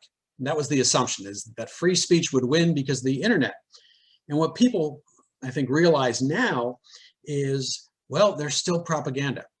And what happens is authoritarian states can try to shut down essentially news and information they don't like, but they can also push and disseminate propaganda and disinformation much better than ever before. And they can do it at home. They can control the media environment at home by shutting off things they don't like and by promoting things they do like, but they can also do it abroad. So you have a situation in which the United States, as the most powerful country in the world, it has some rivals. It has a rival in terms of Russia. It has a rival in terms of Iran, not an equal, not a peer competitor to the United States, but a state that the United States has talked about overthrowing the government. The United States doesn't want Iran to have nuclear weapons. So we have sanctions on Iran. Do the same thing to North Korea because of their nuclear weapons program, and of course a rivalry with China. And all those states use propaganda to undermine the United States. And what they would love to be able to do is to undermine the concept of democracy itself. So that's why they interfere. And the dilemma is a dilemma that we have just in general, as Alex mentioned, right? You can go on social media and you can get information to please. You can spend all day long watching news that makes you feel good and tells you that you're right and that you're smart and that everything you think is correct, even though it may be devoid of fact. It may have nothing to do with reality, but you can eat it up if you want to. But what if that information is coming from abroad? Right? What better way to continue to polarize the United States and to undermine our democracy is to get a substantial percentage of the population believing in things that simply aren't true. And that's what Russia and Iran and some of the other countries are trying to do, is to try to pit Americans against each other. Because if Americans spend all their time fighting each other, well, then we don't have time to deal with countries that actually do pose a threat to us in the long run or in the short run, because we're angrier with each other than we are with our foreign threats. So that's a deliberate strategy. Now, how we deal with it is kind of a problem, how you police it, because our system is based on freedom of speech and freedom of the press and freedom of association. So you can listen to whatever you want to listen to. And you would like media centers to be responsible, but as Alex pointed out, responsibility may not be as profitable in an attention economy where you make money from people clicking on your website, reading your Twitter account, and the more sensational it is, the better off it is. So it's left up to, again, citizens to say, hey, you know what I really want? I want accurate information. And we have not yet made that decision that we want accurate information. And that's one of our dilemmas. So I think the fact-checking aspects, and Amanda would probably answer how we solve this in the long run much better than I could, but that's our dilemma right now, is that it's easy for other countries to interfere, to misinform, and Americans eat it up and don't really check to see where the information comes from. Great, thanks, Bill. I'm going to jump in here because Dr. Kina, you've actually already addressed a lot of this in one of your other answers. So I'm going to cut out the preface and skip to the last sentence, which is in comparison to money being spent in politics and lobbying, are there other aspects of our electoral system that are more responsible than money for the polarization and gridlock that we have seen in Congress? Yeah, that's a great question. I'm always amazed at how we can have a problem that is so prevalent and so pressing and so obvious that a majority of the public agrees year in and year out after decades and decades, yet we don't seem to ever find or recognize what the solutions are. And so this is how I consider the problem of our two-party system. And if you talk to people, there's some very sort of hardcore Democrats and Republicans who are actually very happy with their political parties. But these are massive coalitions. And within these coalitions, there are really lots of tinier parties that would probably be more naturally suited for different parties. And so few, seem to understand why we have the two-party system. I look back at old clips on TV from the 90s and 2000s, and there are people talking about this problem, the two-party system. Why do we only have two parties? We need to try harder. Even when I think about going on social media and seeing people I know, people like my relatives who are voting libertarian, saying, oh my gosh, you guys are contributing to the problem because you are supporting one of the evils, the lesser of two evils. Well, it's still evil. You should vote for a third party. And it's actually quite ridiculous because the cause of our two-party systems is our electoral system. The fact that when you go to vote for a candidate, you vote in a district and you get one vote for one seat that's up for grabs, and the candidate only needs one more vote than the next candidate, this ends up reinforcing a two-party system.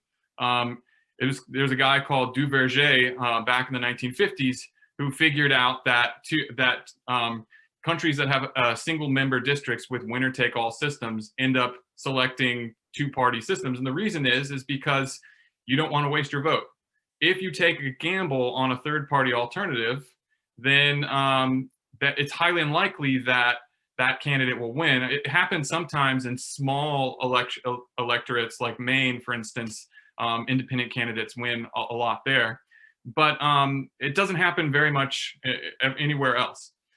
So the fact that we have this rule, the irony is that the reason that we have congressional districts that are enshrined into federal law that require single-member districts is because multi-member districts from a previous generation were used to disenfranchise people of color.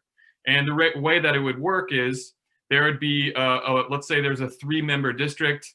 Every voter would go to the polls and they'd get to cast 3 votes, and the top 3 vote-winning candidates would win. Of course, if white people, Democrats in the South who are white, constitute 80% of the people voting, or even 60% of the people voting, if they coordinate their votes for candidates, then minority voters will never have a chance to win. The key is how many votes you get.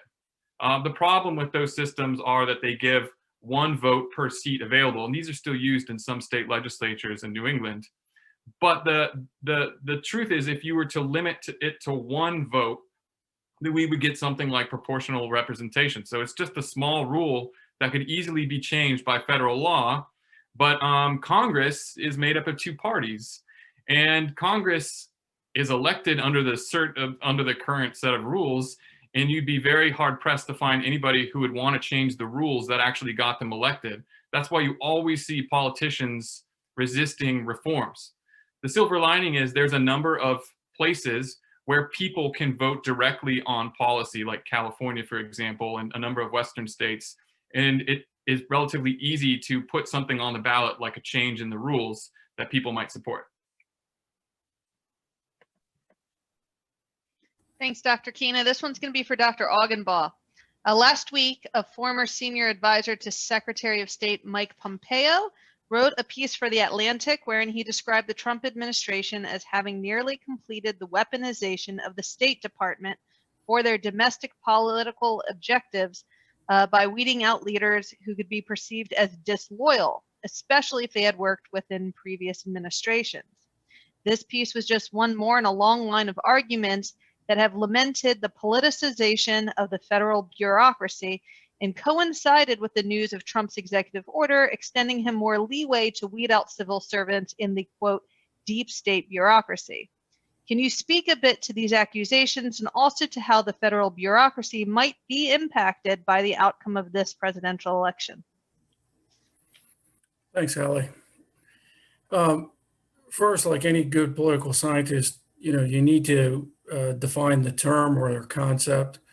The notion of the deep state, as some of my colleagues can assuredly attest, is actually rooted in international relations and comparative politics, where individuals in the late 1980s, early 1990s argued that in many Western democracies, individuals within the permanent government, i.e. the bureaucracy, had created, if you will, deep states controlled by societal elites that were largely uncontrolled by elected officials and could basically do whatever they wanted without, if you will, any kind of accountability.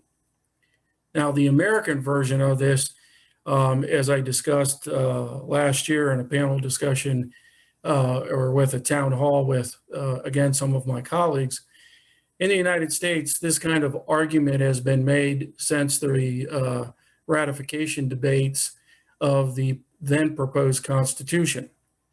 The Anti-Federalists, one of their chief arguments against the proposed Constitution was that the proposed Constitution gave significant authorities to the executive branch and would likely lead to the creation of an elite cadre of federal government officials who would be largely uncontrolled by either the Congress or the president.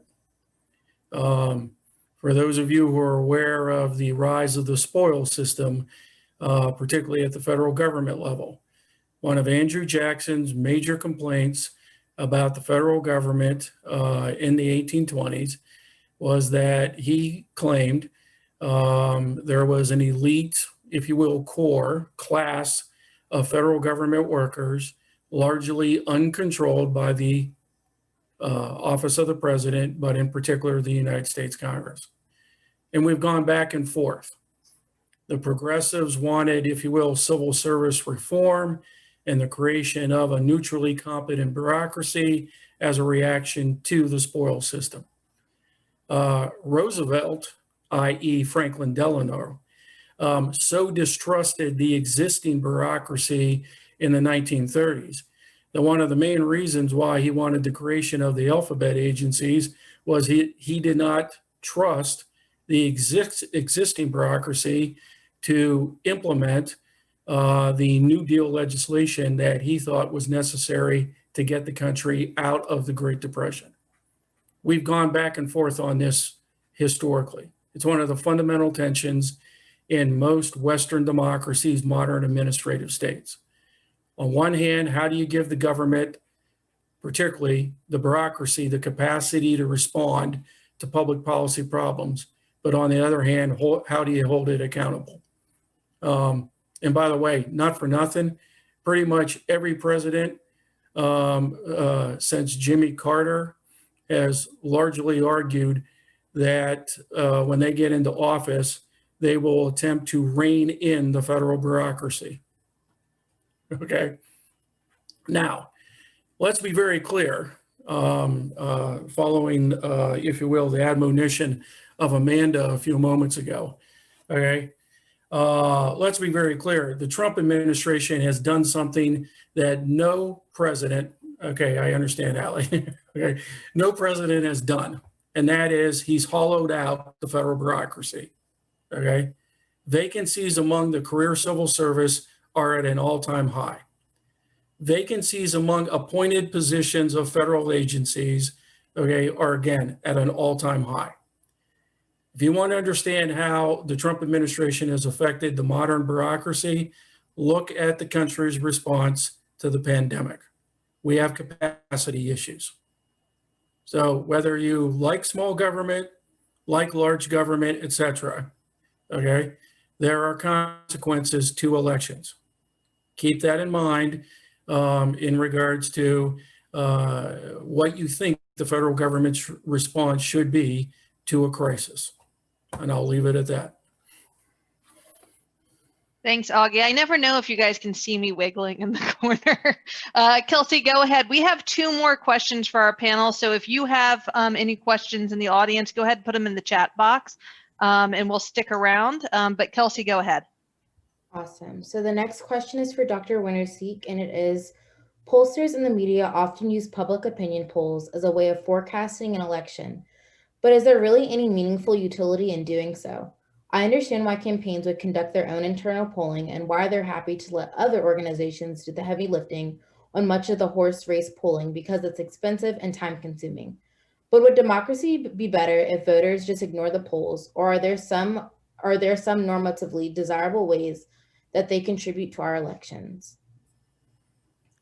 That's a great question. And of course, I think that those of you that tuned in for our last panel would probably recall that I noted that, polls have these very large margin of errors, particularly state level polls. So there is some question about the utility of these survey mechanisms as a way of predicting and explaining outcomes. But I would argue that polling plays an important role in our democracy. As a political scientist, we're very much concerned with explaining, and we're pretty good at that, explaining outcomes. Something we're not so good at is predicting outcomes, but we still try our best to do it. So from the political science perspective, yes, we're very interested in what the polls are doing and how they're moving at any given moment. But from a citizen's perspective, I think that there are really a couple things that are quite useful about polls. While I would argue that the media should focus less on the horse race, about 70% of all media coverage of campaigns and elections at this point is horse race coverage, covering those sample statistics about who's winning and who's losing. One thing that horse race coverage does do is stimulate interest, which can increase political participation. While I would like to see the media focus, maybe 20, maximum of 30% of their time on these efforts, the reality is that Americans consume politics like they consume sports, and they really need their fix. And so seeing some of these polling data from week to week and seeing how it changes and providing them the opportunity to be cheerleaders really does bring people into the political process. Further, these polls coming out all the time is a great reminder that elections are near. And we know that if we can remind voters constantly that they need to be out there casting their ballot, that increases voter turnout. So that's one good aspect. I think the other important aspect about polling is to pay attention to the demographics. We've talked a lot tonight, from Dr. Condit's conversation about the gender gap to Dr. Parlberg's conversation about not lumping together racial groups into one lump sum and assuming that all Asian Americans are voting for the Democrats, or that all Latinos are voting for the Democrats. So I think it's a good way for us to express our public opinion and for citizens to understand how various groups of people are thinking about politics at any given time. And I do believe that that can be useful for democratic outcomes. Great. And the last question we've got is for Dr. Parlberg. When candidates are running for office, they're primarily interested in one thing, winning, which means persuading and mobilizing voters. When politicians have won office, we hope at least that they're interested in good governance and policy making too. What roles can political scientists play in campaigning and or governing? All right, well, thanks for the question. I'll speak a little bit from my personal experience. So as mentioned, I was Bernie Sanders' chief Latin America policy advisor for this campaign. I've since moved as an unofficial advisor on Latin America to the Biden campaign. That part's not public, so you're not supposed to say that to any reporters. So the answer is generally in an advisory role in terms of what political scientists play. But to be honest, usually academic political scientists don't play much of a role in campaigns or in policy. The types of skills that we are trained in, say, writing literature reviews and doing archival research and doing regression models. These are not things that most politicians really value. There have been some academic political scientists that have risen to cabinet level positions, especially in national security. So think of Henry Kissinger, Zbigniew Brzezinski, the NSC, Madeleine Albright, Condoleezza Rice at State. That has happened, but it doesn't happen all that much. And in terms of advising, when I look at the people who I'm starting to get to know in the advisory, there's very few people who are academics. Most people, they're valued for their government's experience. People who've worked in government, people who've worked on Capitol Hill, people sometimes who've worked in industry that interface with government. There's the whole revolving door thing. That's much more common route to becoming an advisor and ultimately someone who works in academic political science. In public service. So it's not a very common way to go about it, but political scientists can give advice, oftentimes as area specialists or subject matter specialists during campaigns. I wrote talking points for Senator Sanders. I kind of did quick responses to things happening in the news, like the coup in Bolivia, and just kind of saying, hey, this is what you should say, this is what you shouldn't say. He didn't always listen to me, sometimes in such a,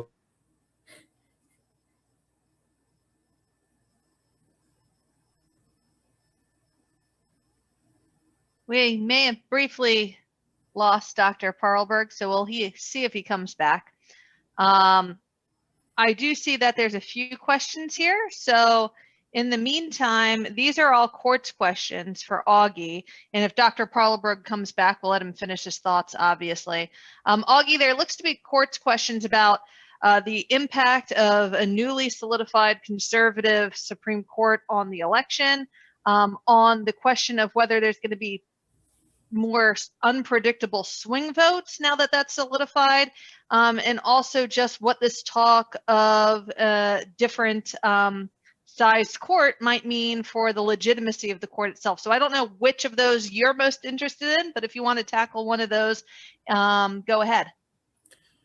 Well, I will address the one that I think we might actually see next week, and that is the Supreme Court's, if you will, role in addressing disputes to the receipt of votes, the counting of votes, and ultimately, perhaps, and I hope not, the submission of electoral college votes by states. So far, what we've seen is that the United States Supreme Court they have been extremely deferential to state court decisions. And I would be surprised if that did not continue as a trend. In part, that reflects what a number of the justices, many of whom refer to themselves as either originalist or textualist, believe the Constitution says, which is states, unless they're prohibited by constitutional amendment or by congressional law, states should decide how they conduct the time, place, and manner of elections. So if a state wants to go ahead and extend the date of receiving absentee ballots or mailed ballots, I would not be shocked to go ahead and see more Supreme Court rulings deferring to state courts on that particular decision. In regards to what adding Amy Coney Barrett might mean to the Supreme Court, I'm fond of reminding people who ask me that question of what Byron White once said about the addition of any new member to the Supreme Court, which is any single new member basically creates a new Supreme Court.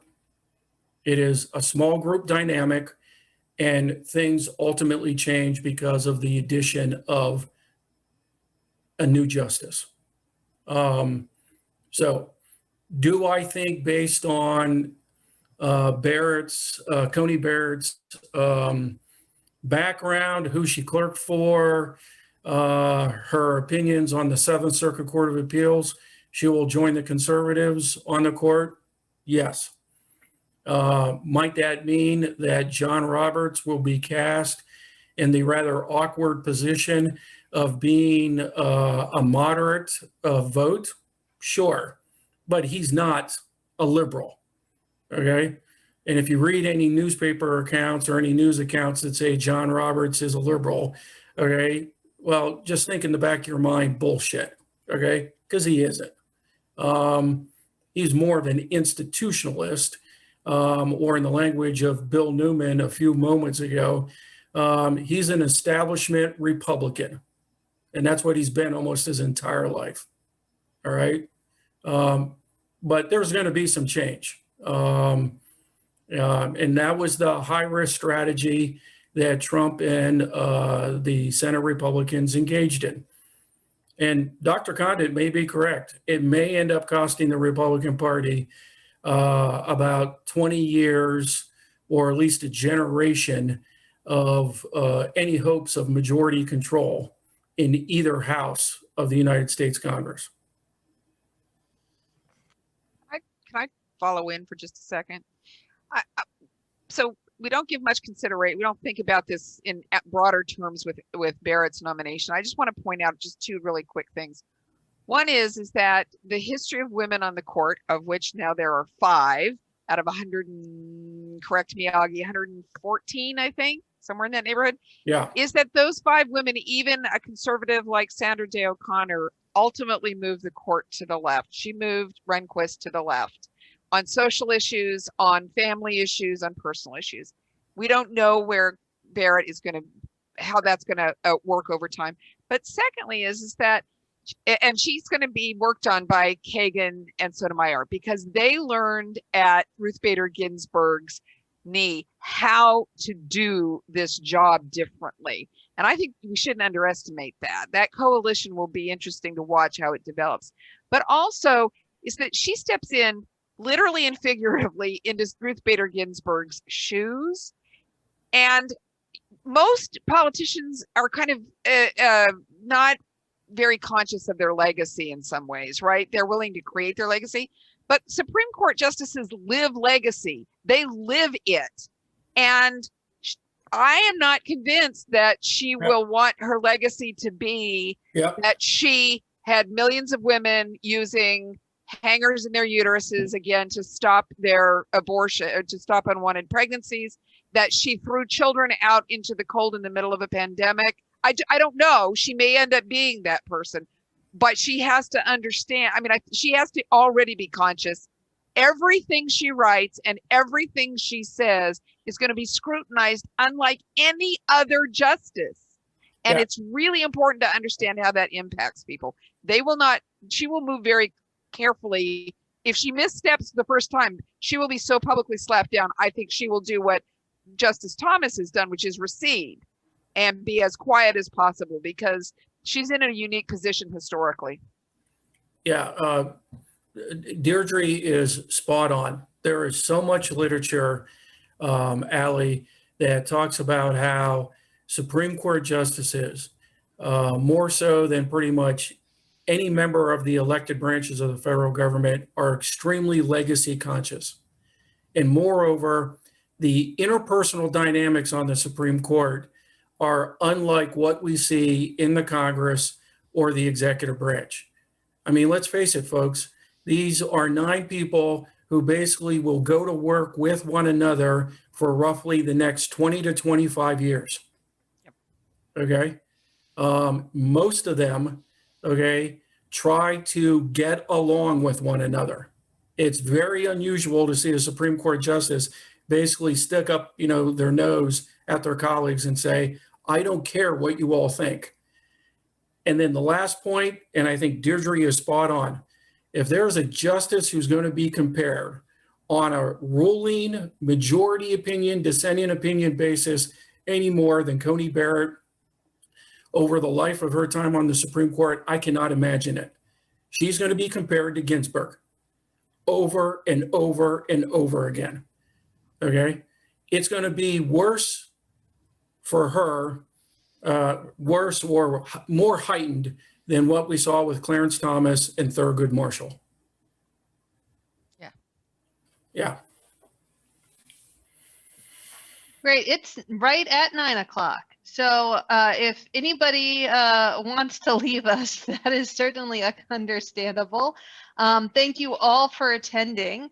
A few of us might be able to stick around for a few minutes if you have questions. But otherwise, we will post this. And both Dr. Kina, I think it was, and I just posted 2 different ways you can access the last panel as well, where we addressed a variety of other topics. So if you have questions, stick around. You can put them in the chat. We will see who's here, who will stick around to answer them. Otherwise, enjoy your weekend. And if you have not voted and you are registered in Virginia, early voting runs through Saturday. And if you can't get there before Saturday, do not put your ballot in the mail unless you know that you're not going to take any of the other steps, in which case go ahead and put it in the mail. But we have drop boxes. You can drop it off in person, or you can vote on election day. We don't know what the weather will be. We don't know what the lines will look like.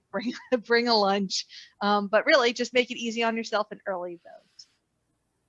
Dr. Reckendorf, can I say one more thing about Sure. voting? Yeah. And that is VCU, like many universities across the nation, track our student voter turnout. And if you need a little more motivation, there's actually a competition.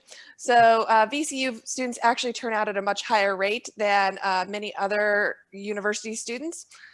But the 2 areas we can compete in is most student voter turnout and greatest improvement year over year. So help make VCU top the charts again. We've been up there the last couple of years, but we want to stay there as well.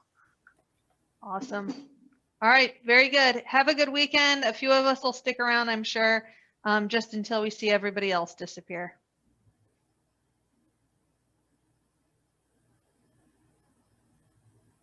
All right. I think I saw Michael's back. I don't know if he's still with us. He is.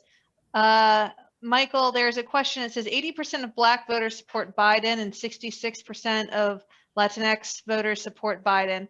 What are some of the reasons from Latinx voters to explain this this number? Okay, yeah, that's a very good question. That was definitely part of the narrative of how Biden got his final momentum through South Carolina through Black voters. Part of the explanation that this is the story, but I think people who study especially African American politics, like Dr. Wrighton, who's would be better qualified to answer this. But the general narrative is that Black voters, the electability argument has been a much stronger argument for Black voters in the U.S. So whoever will beat Trump has been a more convincing argument. With Latinx voters, Sanders did win very well with Latinx voters. But if you see the kind of issues that he did well on, it was kind of the same issues that he did well on with other constituent groups. It wasn't, for example, on foreign policy towards Latin America. It was on things like Medicare for all, free college, the types of bread and butter issues that a lot of people vote on. So as well as Biden's tenure as vice president under the Obama administration, which is, of course, as we know, the administration that deported more people than any in history. So, there was, there has been misgivings from the Latinx community towards Biden's record on immigration, one that he is very much aware of and has struggled to change his messaging on. So that's what I would say. But again, I would say talk to Professor Wrighton about that question as well. Thank you. There's another question that came through, so I don't know who will want to tackle this, but it says, what is the point in complaining about the election of a justice on the Supreme Court, which is not an election, so I'll let somebody talk about that, that within the framework of the Constitution, private citizens can't actually directly affect the vote unless the vote for the justice lies within Senate re-election. So I think this is a question, I don't know if I totally understand what it is, maybe somebody else does, but what's the point in complaining when we don't actually have a direct say? Instead, we are electing senators who confirm and a president who nominates. Well, the larger issue here is the fact, is something that I actually mentioned in my answer to the first question that was posed to me. Political scientists have long established that most federal judges kind of sort of act like policymakers. Well, if that is the case, then who gets nominated and who the Senate confirms is a rather significant issue, okay? And it becomes more significant because unlike those that are chosen to be president and those who are picked to be U.S. senators, we don't get to hold federal judges accountable. They can basically do whatever they want. That's anti-democratic, okay? So the larger issue here is if the assumption of, okay, most Americans, and by the way, that's actually an increase, at least that I've seen in the polls, public opinion polls, and certainly most members of the Senate, and nearly every president probably since George Washington assumes that members of the federal judiciary are de facto policymakers. Well, we have a huge democracy issue here, right? Okay.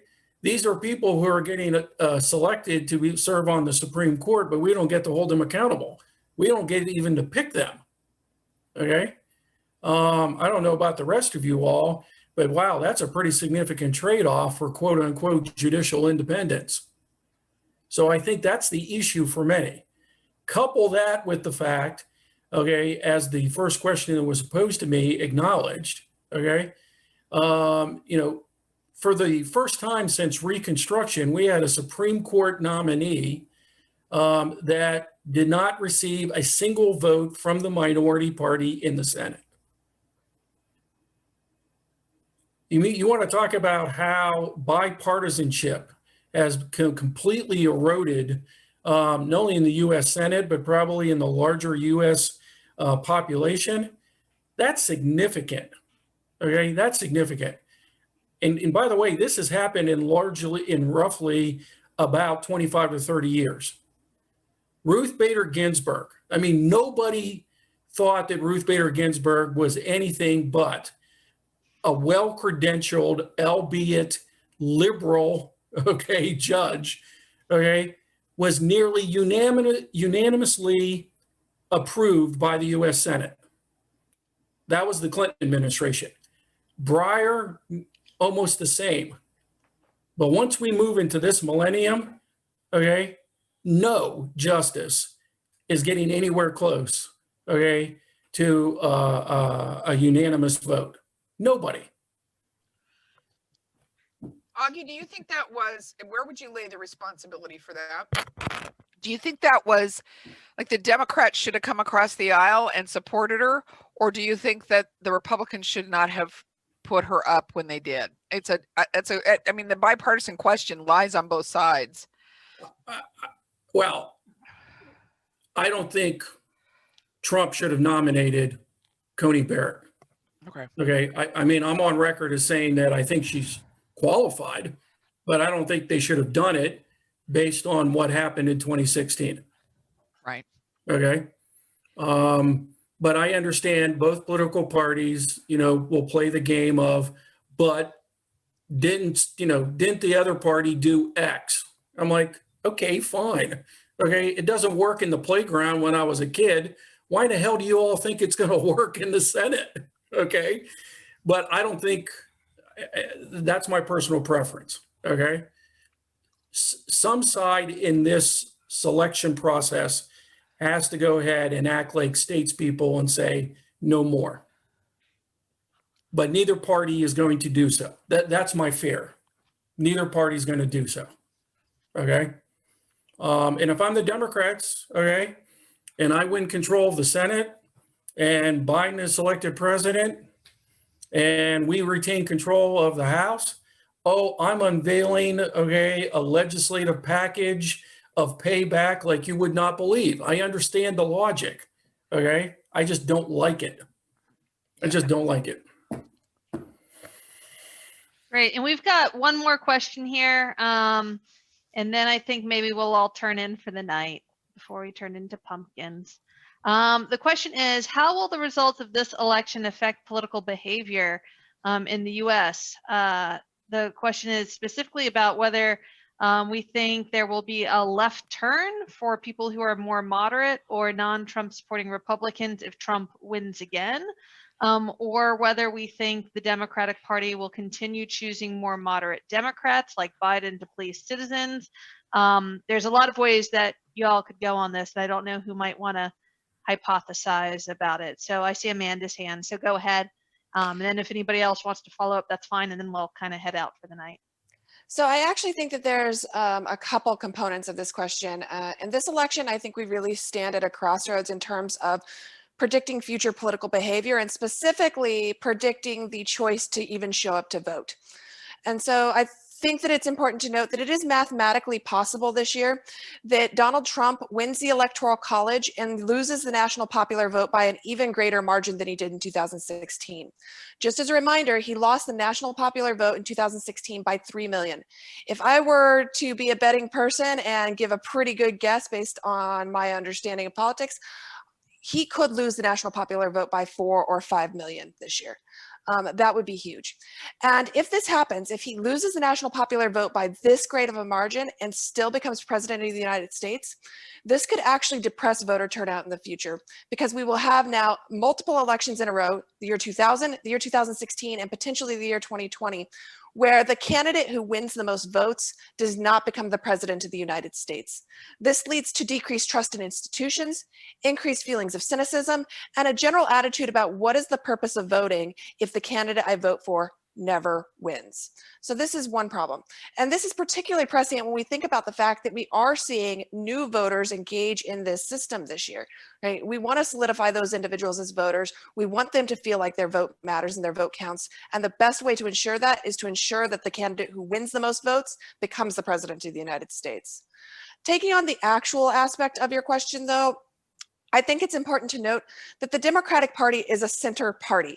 We construe this in the media as being along a left-right dimension, but the reality is the Republican Party is extremely on the right, and the Democratic Party sits in the middle. As a matter of fact, if you look at the breakdown of Democratic voters, the difference between low SES and high SES Democratic voters is that low SES Democratic voters are actually on the conservative side of the conservative to liberal spectrum, and high SES Democratic voters only slightly nudge over the moderate position into the liberal position compared to the most conservative voters in the United States who are quite high on the conservative index. So to be really quite clear about this, I predict that the Democratic Party, regardless of the outcome this year, will continue to be a more centrist party because that is who their core is right now. And they have a bigger tent, they have a bigger coalition, and that then involves them making some concessions to those individuals who are more liberal, but they really have to battle with the fact that they have a much more diverse coalition. Thanks, Dr. Winterseek. Did anybody else want to chime in? Go ahead, Augie, I see your hand. Yeah, and this is touches upon something that Bill mentioned earlier tonight, but also mentioned 2 weeks ago. And that is in regards to what happens to the Republican Party going forward. And in particular, the wing of the Republican Party that increasingly does not have a party to call home. It'll be interesting to see what actually happens to those voters. Because, and again, I think Amanda and others can probably go ahead and speak to their numbers better than I can, but I've been fascinated by what used to be called the traditional or establishment Republican Party wing. Because in many ways, the Republican Party has not represented them in a number of presidential election cycles. and increasingly throughout the country at the state level, which I follow with some regularity. What Amanda just talked about, I mean, some of the Republican parties at the state level in this country are just way, you guys are looking at me, way to the right, okay? I mean, I listen and read, some of their policy proposals, and I'm like, first of all, how did this get proposed? And then second, how is this getting voted out of state legislative committees? Okay. This is truly phenomenal stuff. But anyways, I don't know if Bill wanted to chime in on this or not, but I mean, it's a point that Bill made 2 weeks ago. Yeah, let me just add, there are a couple candidates for the House and who are likely going to win because they're facing pretty much no Democratic opposition. In some cases, literally no one's running against them, who are supporters of QAnon.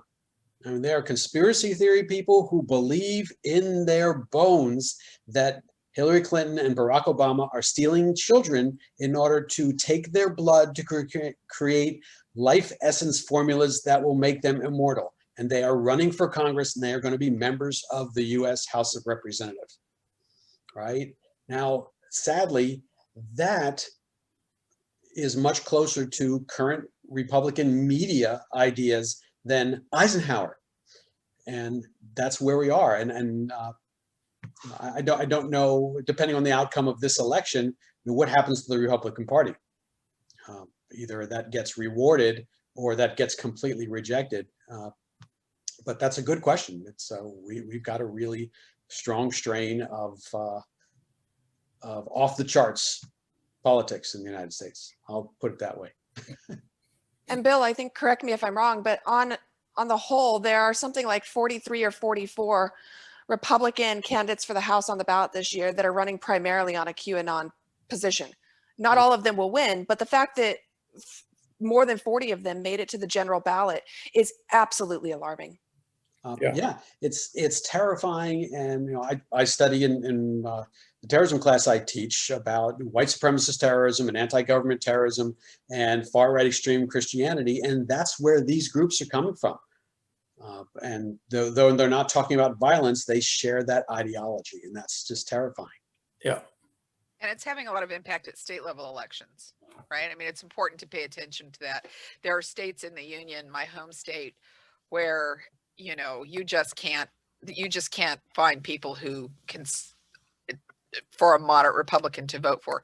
Virginia is struggling to field a Republican governor candidate who's not so extreme that they can get anything but the far slice. And that has been part of the shift in Virginia has gone more blue because the choices on the right have become so far to the extreme.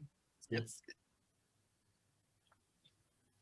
All right. Well, with that, thank you to the 21 people who are left. I guess there's like 8 of us. So like the 14, nope, that's not math. 13 of you who are still with us. And thank you, Dr. Augenbaugh, Dr. Kina, Dr. Condit, Dr. Newman, Dr. Perlberg, and Dr. Winterseek, and Kelsey and VCU Votes for your time as well. Night, everybody. Go vote. Have a good weekend, Thanks, everyone. Thanks, Kelsey. Thanks, Stay everybody. safe from Zeta.